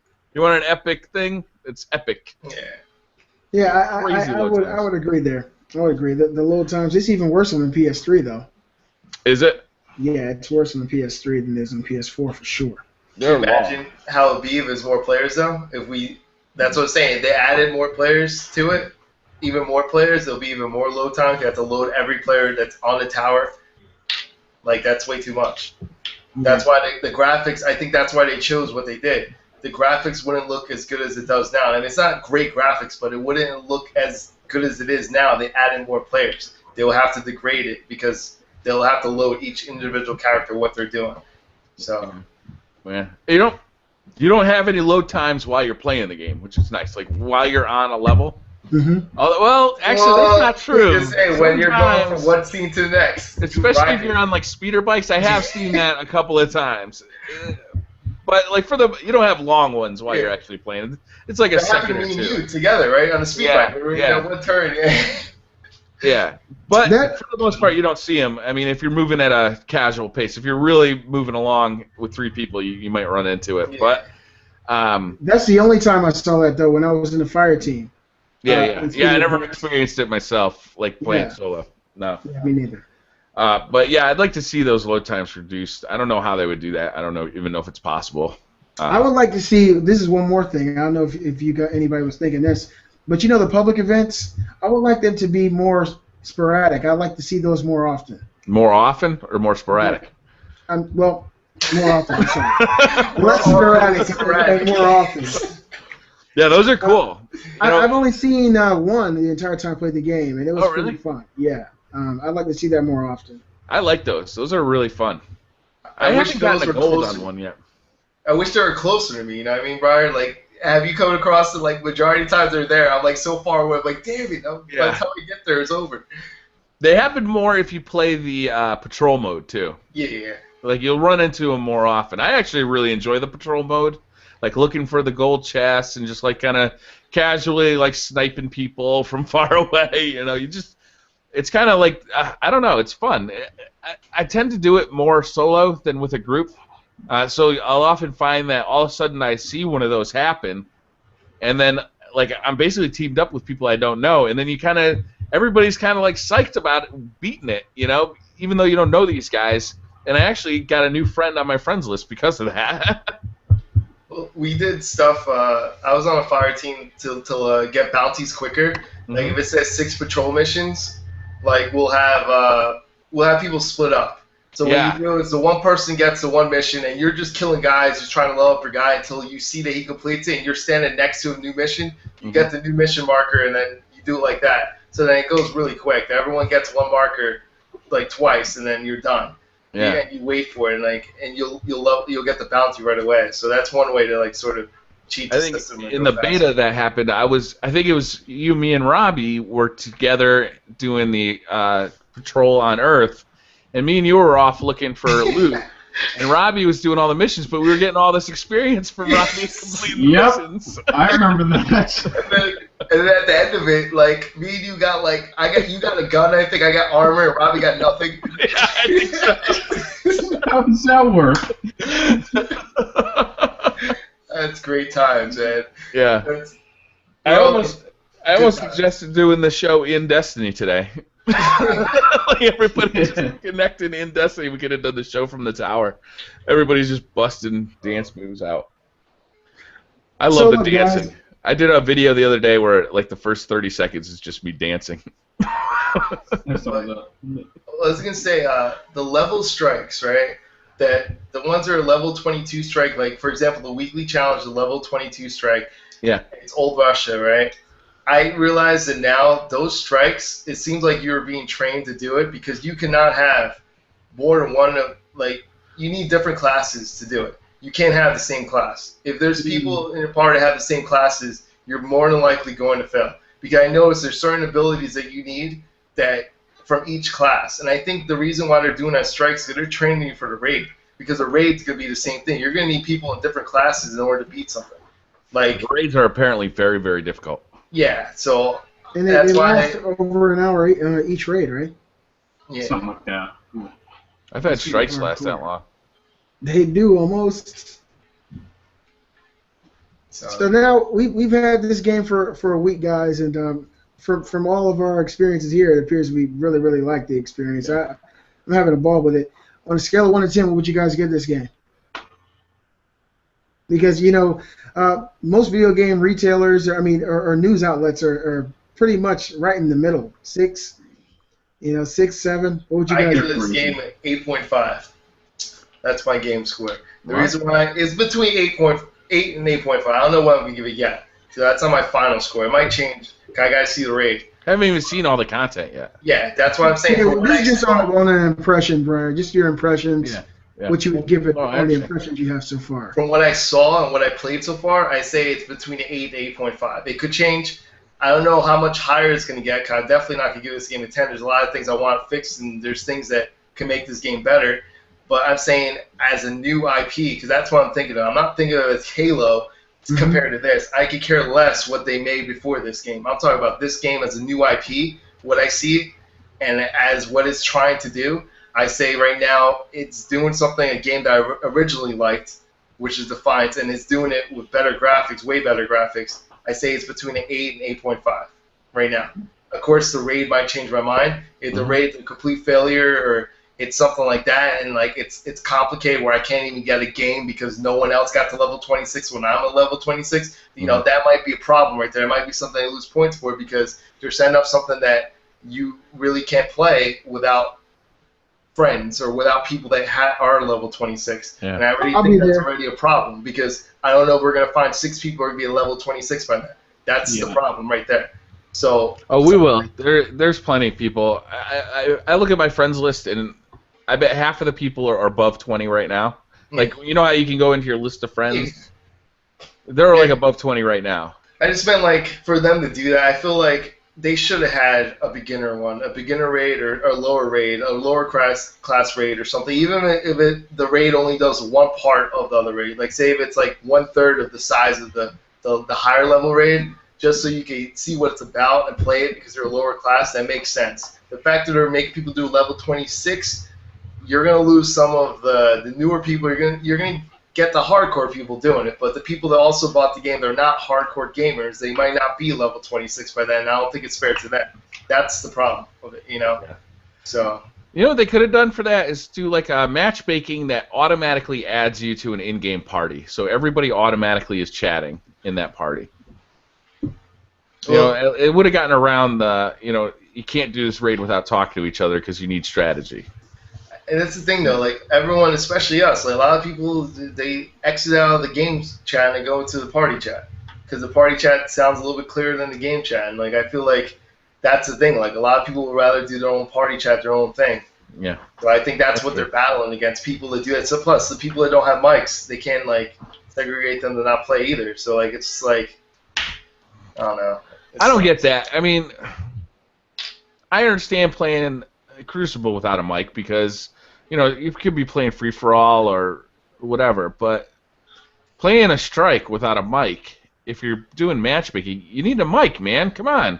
Every system came with a mic. There's no excuse at this point. It's not like the PS3 when it didn't come with a mic and just nobody talked on the PS3. Then again, like if someone, let's just, for example, I'm not married or anything, but when someone's married and their wife's laying next to them in bed and you're just trying to play the game quietly, you can't be like shouting out, no, over the left corner, what are you doing? You know what I mean? Like, stay alive for 10 more seconds! 10 more seconds! Yeah, okay, that literally happened to me. I mean, I'm not married. I'm just taking a guess here. You know what I mean? That's true. That's true. Okay, so Robbie, scale of 1 to 10, what do you think? I'd say it's between 8.5 and a 9 for how much I'm purely enjoying the game. Main gripes aside, like the story is just non-existent. Feels half-assed. Like they could have gone so much more in depth with the world and characters and the races and how they came to be, and probably that the missions are kind of repetitive at times. Like, I wish they did more missions like the Sword of Crota mission. That was awesome. They should do some more like that. But overall, I'm having a blast with it. I have a question for Robbie real quick. Robbie, would you give it that high of a score if you didn't get that legendary weapon? I'm just curious. No, clearly not. Clearly not. It would have been at least a 7 or below that. Legendary brings it 2 points up. So. Okay. Damn, I can't wait to get my legendary. Mr. Rabbit, what are your thoughts? I'm going to give it a solid. I think I'll go with not too nerdy 8.5, but I'm tending toward trending up to a 9. It probably depends. If I'm still playing this game in a month, it's going to get a 9 from me. You know, if I stop playing it in a week, I'll still give it an 8.5. But like, I'm really looking forward. Oh, and by the way, with the story, if you're interested in the story, you want to learn more about it, go to the Grimoire online on Bungie.net. Right after you sign up for the BRC clan, go over to the Grimoire, and there's a ton of information. It's got all these cards that you unlock. There's all sorts of pretty nice little tidbits about like the world of Destiny, the factions in Destiny, the characters. Like, there's a lot of stuff in there. And then until I find this gun right here, can you see that on screen? Yeah. Yes. I will be playing Destiny until I find You want that hand cannon? You like hand Is that cannon? exotic hand cannon? Yeah. That thing. Which, I mean, by there's the way- that one too. You see that one? That's another thing we didn't mention. There's That's in the exotic game? weapons. There's Yeah. exotic weapons that come Haven't out gotten from there yet. raids. Right, Briar? Yeah. Exotic weapons that come out. I'm going to have to be right there with you guys. From the experience I've had so far, I would say I'd go ahead and give the game a 9. Barring the minute negatives that the story doesn't feel as fleshed out as most people would like, that aside, I'm having a lot of fun with it. And to me, that's what makes a great game. If you're having fun and you don't care about anything else, you just want to get back into that world and experience what they have been giving you, Destiny is, to me, a really fun first-person shooter, and the fact that we can do it together in so many different ways makes it an epic shooter to me, and I'd give it a 9. That does. If I got this game and it was a single-player experience, if it was the way it was, I could see giving it a 6. Like, I could understand that score. But the fact that it's a multiplayer game, like, increases my enjoyment of this game so much. Like, because, frankly, I've never had a shooter like this before, and I love playing shooters, and now I get all this, like, upgrading my armor and all, you know, playing with friends and doing these big-ass bosses. You know, I haven't played a boss like that since Doom. You know, like, it's just fun. It feels like a brand new, fresh experience, but it's pulling from a bunch of different places. But it's not an experience that I've had, especially on a console. I'm loving it.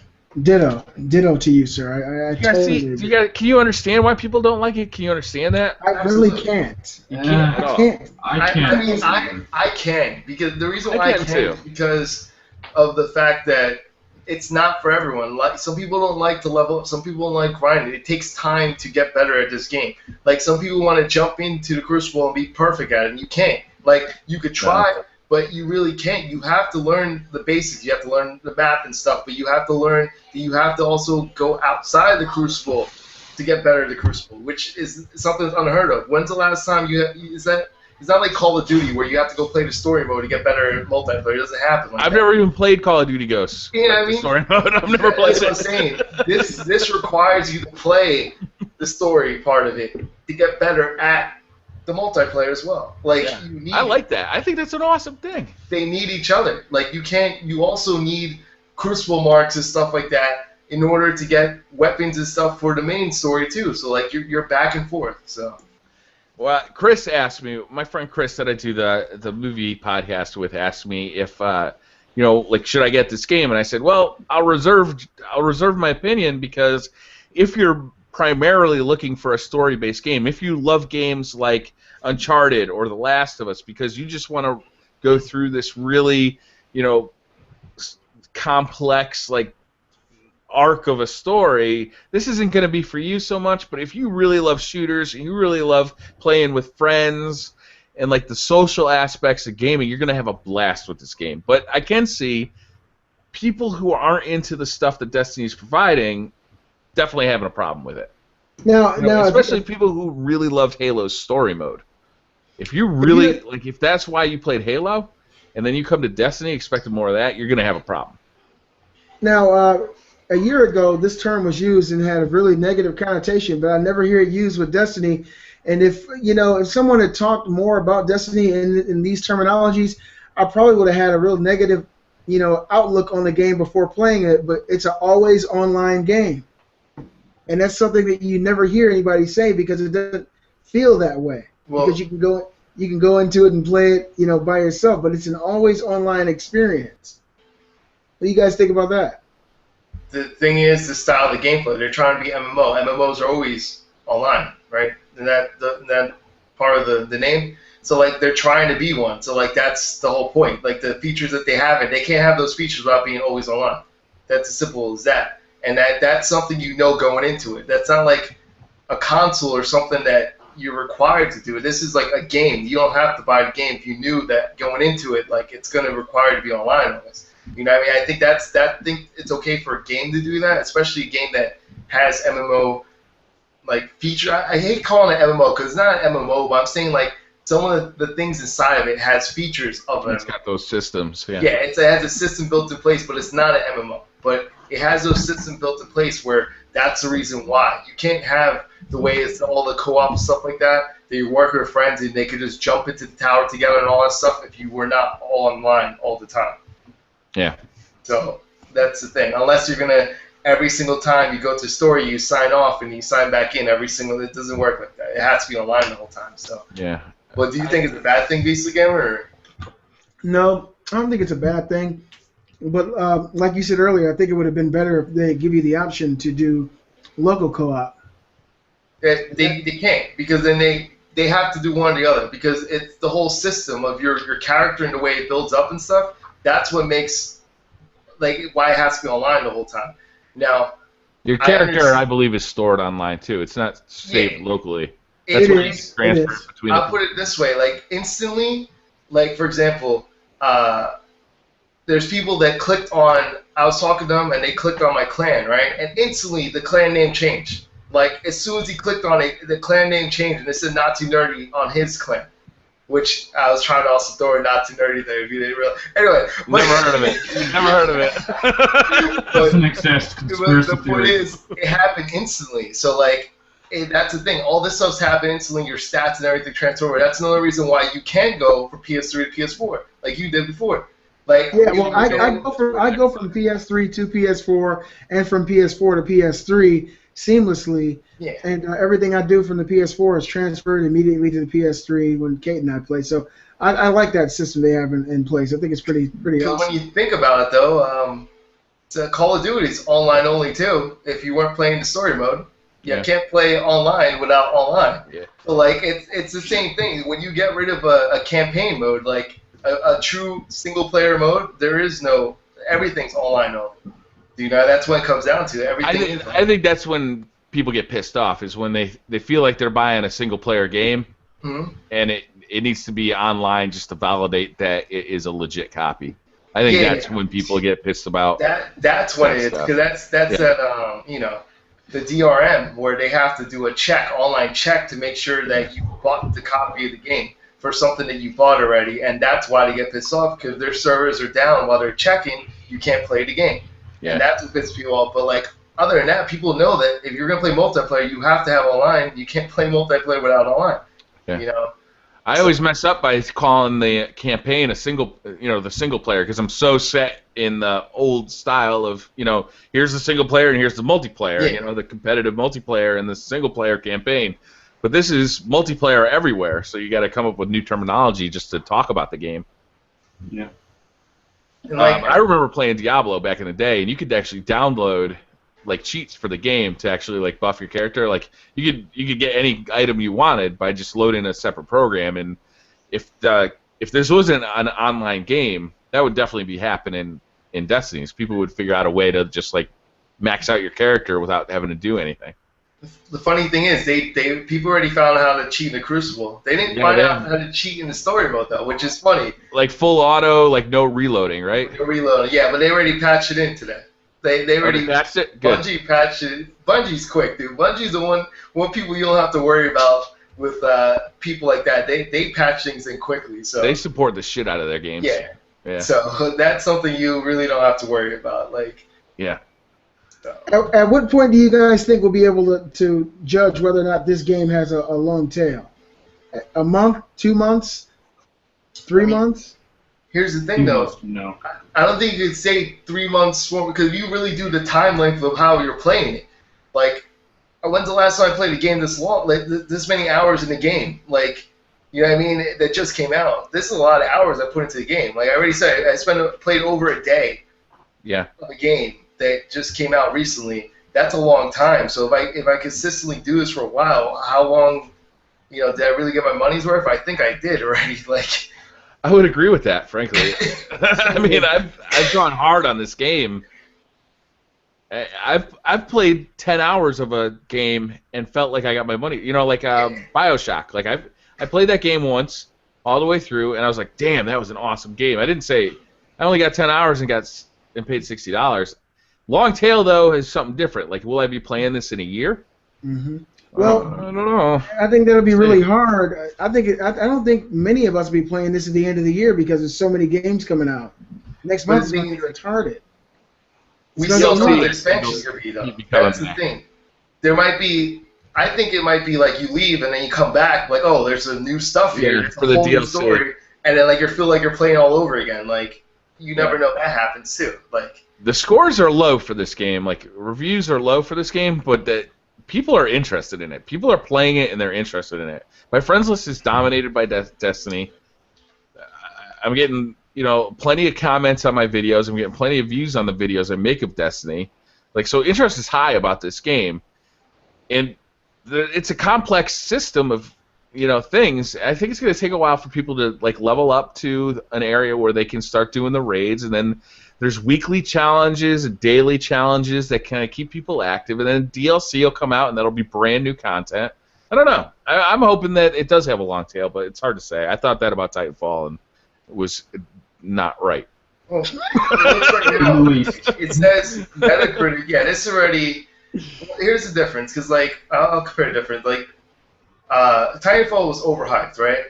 And some people were saying this game's overhyped. You can't overhype a game that came out with the alpha and beta. You already knew what you're getting before the game came out. So the people say it's overhyped, that's on you. They already showed you what the game was about before the game came out, and you still bought the game. That's on you if you thought the games could magically change everything that you saw, which that's what alphas and betas, they don't do that. They just test the bugs. They try to fix bugs. They don't change the game because you said you don't like it.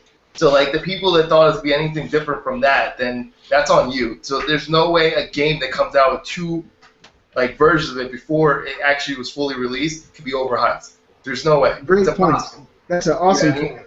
So anyone that says overhyped, then that's on you because you went out to go buy a game that they already show you what the game was like beforehand. They let you level up to level 8 to see exactly what's going on in the game. So... that's what I feel about that. So, and the Metacritic score is a 75. So that seems low to me. I'll be honest. That's Metacritic. It's low. That's average. It's not that bad. But. Some of the complaints I read about the game too just don't make sense. Like the enemy AI being too simplistic. I'm sorry, but crazy. The people that say that did not go back, because if you go back, they level up with you. And we know this. When we did that level strike, we couldn't even get past the part, and it was insanely hard. Yeah, they get more aggressive. They start using grenades much more frequently. They use snipers. They got guys running at you. They got snipers in the back. They got guys, with assault rifles hiding behind, recharging their shields. Look, I agree with you. I think that a lot of what we're seeing with these Destiny reviews are people who did not play a lot of the game. Or people who have an agenda. That's one thing I've been thinking too. I listen to a lot of podcasts, and I listened to some yesterday, and I was like, these guys are full of shit. Something Kate and I have been saying and agreeing with is this is some of the best AI I've seen in a first-person shooter. These enemies are really, really intelligent. It's like once they take a certain amount of damage, they'll back the hell up and run away from you and try to get cover. And like you said, I'm seeing a lot more grenades now. The snipers up top. It's just a really awesome game. So to me, when I hear all this hate, I just feel like people have an agenda. They just don't want to like it just because it is what it is. I think as players, it's one thing, but as a journalist, the number one thing you can't do is what majority of us do, which say that they compare it to Halo. That's something as a journalist you're not allowed to do. You can't compare it. I'm sorry, they made a game before, but you can't compare this score for this game to Halo. That's what every journalist is doing. Every single journalist out there is saying that, well, this isn't as good as Halo. Halo did this. This is not Halo.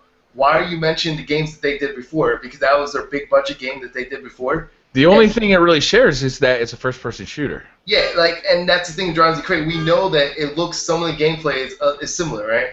But that's not the point. When you rate a game, you rate it on what it is. This is a new IP. This is a brand new IP. So you have to judge it on how the game runs, not on what it was previously like. How can you compare a new IP to Halo, to something they did before when it's a different IP?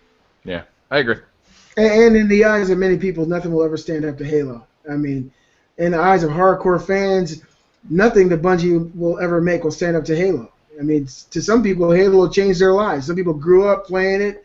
First-person shooter everybody's experience. life. It perfected first-person controls on the console. Whether you like Halo or not, you are, every time you play a first-person shooter, you are playing Halo's legacy. I think I don't really remember for the control exactly as much. I care about as the party system, the chatting with the friends. Halo 2, Halo 2 to me was the one that enhanced the way you talk to people when you play. I think that's the system that everyone's like, that's how we have to do. That's how we have to make our online games. Like, we have to play and let people talk to each other like that. Before Halo, you had a server list. After Halo, you had what is basically modern matchmaking, where you say, here's what I want to play, and it finds the best game for you. Mm-hmm.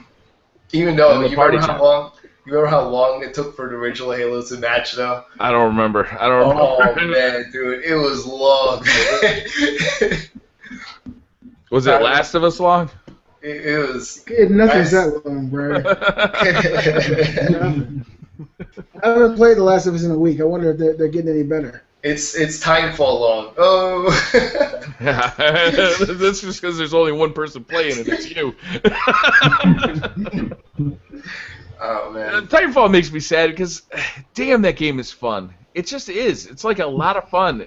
But, like, I think you actually nailed it, Not Too Nerdy. There's just not enough content in there. And that might be Destiny's problem, too, in the long run. But you see, the thing is this, though. What Destiny has to separate itself is, and I think this is the problem with games that are just online only, multiplayer only, is that you only have the maps, and then you gotta constantly get new maps every week or so for it to be relevant. Otherwise, people get used to the maps, they get bored with it. Same thing with us. Naturally, you play Crucible for a while, you get bored with it, right? What happened? You switch back to story mode, you do strikes, and we keep switching back and forth from different game modes. We don't stay just in Crucible, we don't stay there, and because naturally it gets tiresome, it gets boring. But when you constantly keep switching, you don't feel like it's boring in this game, and I think that's why I think this one has a little more longevity than that one. Of course, there's games that we all want to play coming up in October. You know what I mean? That's naturally you're going to slow down playing this, but when they announce something big coming to this, you better believe I'm going to come back. Even if I stop playing for 3 weeks or a month, I will come back to this game because of that. You know? I don't know if the daily and the weekly stuff is good enough, and the raids I find compelling. I might just keep playing it, you know? Yeah, there might be a way that I might do this once a week, too. Even if it's like I slow down completely, I might be like, I'll pick this day of the week or this day of the week and come back to do the weekly challenge or something. Yeah, like every Tuesday night is raid night. Yeah, you know what I mean? You do something like that. That sounds like you're setting something up, Briar. Every Tuesday night, raid night? Okay. Yeah. I'm marking this down on my calendar. He didn't tell you night doesn't start until 1:30 a.m. Oh, yeah. Beastly. Yeah. I want to play with you, Beastly. I was pissed off, actually, that I was away this weekend, because I wanted to play with you this weekend. I would have played with you all freaking day, but we got tonight. Yes. We got tonight. But who needs tomorrow? Right. Just to be honest with you, people want to play tonight. They have to join the Not Too Nerdy clan. Just go to Bungie.net and join Not Too Nerdy clan. Why isn't my mute button working? Oh man, this is great, guys. I want to set up an alliance between the two clans too. You can do that inside that system too. Yeah, you guys need to get that done. Yeah. You can't be fighting amongst each other. No, it's I fun. will though. say It's, right it's now, not fighting. It It's friendly. is funny to watch. It's friendly. Hey, well, I'll say right now, I'm in the VRC. I ain't the Not Too Nerdy clan, though. That's right. I remember that when you want a legendary weapon. I remember that. Hector will remember that. He already figured out how to get a legendary weapon. Not to know, you just go into your game and look at a wall. He didn't figure it out. Dude, I cannot believe he glitched out the game. They're just like, we're gonna give him that. I'm like, he didn't do anything. I did fucking nothing. I sat and stared at the wall the whole time. There's endless stream of cursing coming out. He was cursing. Dude, I was scared for a second. I thought he was gone. He's cursing. I heard silence, and then I hear breathing. I'm like, was he getting upset because in that game? Was it enemies on the vehicles killing him? Because last time he raged out because of that. No, I think it's the lag. I think I run into games where I'm doing fine. You know, I get 28 kills, and then the very next game, like I cannot get a kill to save my life. I think it's the lag. Exactly. It's sometimes lagging. I wonder what servers they use, because like I noticed that like if I'm playing people from like far away, sometimes there'll be lag, and then sometimes there'll be matches that are not, and it's very random because there'll be like 4 good matches and then 1 bad one that's just like lag, and you can tell because it's like I just shotgun someone in the face. And then they killed me, and then all of a sudden they bounce back that they're dead. I'm like, wait a second, how did we both just die on that? So there's definitely a lag issue in the Crucible. It tends to be more forgiving of lag because it takes so long to kill somebody, but you see it when you're using fusion rifles and shotguns especially. Shotguns. That's exactly when you see it. The shotgun, if you use that shotgun, then like you'll see like so delayed off the shotgun. It looks like you missed. Yeah. And then also they'll die like 3 steps later. Yeah. Like that. Yeah. But the thing is, like, I don't know. Like, also, one last question for you guys that I was wondering. Do you think the 30 frames per second was that, like, bad for this game? I mean, I wish know I could if it was 60, to be honest. Yeah. Especially for the Crucible. Especially when you get into close quarters combat with the shotguns or fusion rifle. There's times where the screen just can't keep up with what's going on, you know, and you definitely feel like 60 would have made a difference in the Crucible. I could care less for the single player. Single player, fine. Honestly, I think this whole space thing helped them out with that, because if it wasn't a space theme or something like that, you would have noticed how much it lagged even more, because now that you do double jump and float anyway, I think like it's not as serious as it is, but yeah, I would like to be 60 frames per second when you're in the Crucible. Guys, this news is on GameExpresso.com, but it says Destiny is Bungie's worst reviewed game ever. Oh, yeah. I mean, it's says getting terrible reviews. To put it into perspective, Polygon thinks Destiny is worse than Call of Duty Ghost. What? Polygon does. GameStop thinks it's worse than Watch Dogs, and on par with Sims 4, and Giant Bomb think it's worse than NFL 15. That's it. And last year's Dead Rising is better than this. Well, NFL 15 is pretty good though. Wow, the worst reviewed game ever for Bungie is this, and it's one of the best games. It's awesome. Wow. What other games did Bungie do though? Halo. Well, there you go. Like so, Halo is getting like 9.8, you know. So I mean, I don't know. Like I understand everybody's complaints about the game. I don't necessarily agree with them all.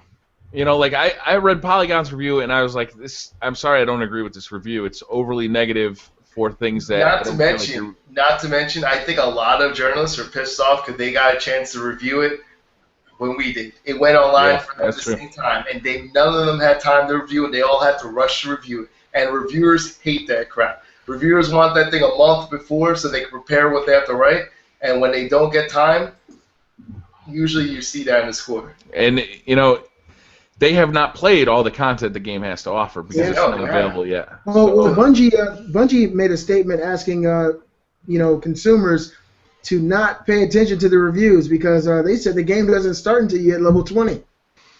I think that's dumb. How can you say that when you've played, 20 hours a game and you've had, I don't know. I don't like when developers say that. I think what they mean is that's when you really start fleshing out stuff. I mean, you don't get your second class until 15. It's obvious that they plan this game on longevity, you know? Yeah. I hope they're right. I hope that it lasts. I do, because I'm having a blast with it. I just don't think that you can review a game that all the content isn't available yet. It's like reviewing it. I don't know. Yeah, I agree with you, Beasley. That being said, I put up my review on Friday. And all I really did was talk about other reviews. I haven't reviewed it yet, but it'll be coming this week. My impressions. I don't think that a real review can, come out so soon after a game like this is released. Because I feel like I'm just scratching the surface. You guys told me about so much stuff today that you've done that I had no idea about. I mean, I want to just dive in now. Yeah, that's exactly what I'm going to do. I'm literally booting my PlayStation 4 up as we speak. And we want to thank all you guys for watching Destiny Thoughts episode 1 today. Destiny Thoughts. This whole show was about post-mortem. Yeah.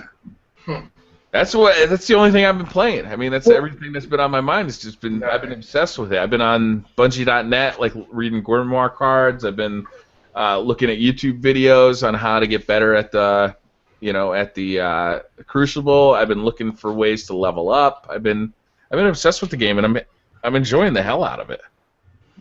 I want to know from our viewers, what do you guys think about Destiny? Does it deserve the hype that it got? Are you guys having fun with the game?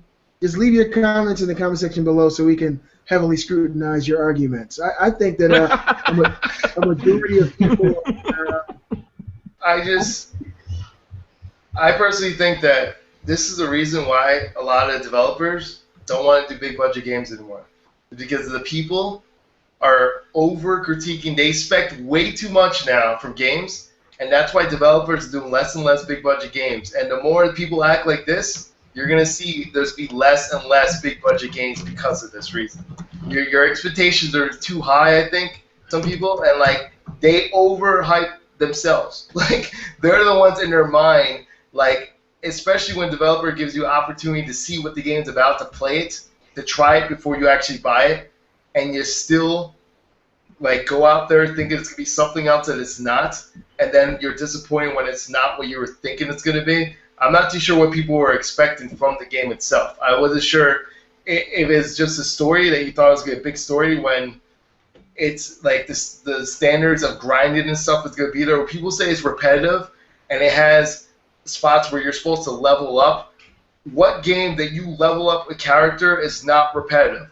That's one of the complaints for GameSpot. And that's one of the downfalls of the game. How is that a negative thing when that's the title? Like that's in the description of that game category. When you go to level up a character, any RPG, you have to grind. You have to grind. That's repetitive. That's repetition. You cannot possibly program every different scenario every single time. That's impossible. You know how many years that will take to do? Like, that's ridiculous. Like, I don't know. I just don't understand it. So, but that's just my feeling. What do you guys feel about that? I feel exactly the same way, not today, I swear. You know? Yeah. Yep. But, and I guess we'll find out from the viewers down below. Tell us what you guys think. Yeah. So we can go play Destiny. Yeah. Yeah, right. All right, I think we should wrap this one up. I'm gonna go play with my dinklage. I'll be online. I don't know if you guys will be. I will. I will. I think I'm gonna trim my son's hair for school tomorrow. Then I'll be on. Okay. All right. I see a Vanguard Tiger playlist with my name on it. All right, guys. Let's wrap this one up. Anybody got anything they wanna? Any last footnotes they wanna post on? I'll be playing Destiny this week. I don't know about you guys, but I'll be playing Destiny this week. Yeah. I'll pick up my Last of Us case at least once though. I still like to look at it. Yeah. Yeah. Right. I can't go back to it right now. It's just too much I need to do in Destiny. I just want to do. But when I get like level 30 or whatever, then I might go back to the Last of Us. Right now, I just can't do it. Sorry. Yep. All right. I'm gonna wrap this one up then. See you guys next week. Bye, everybody.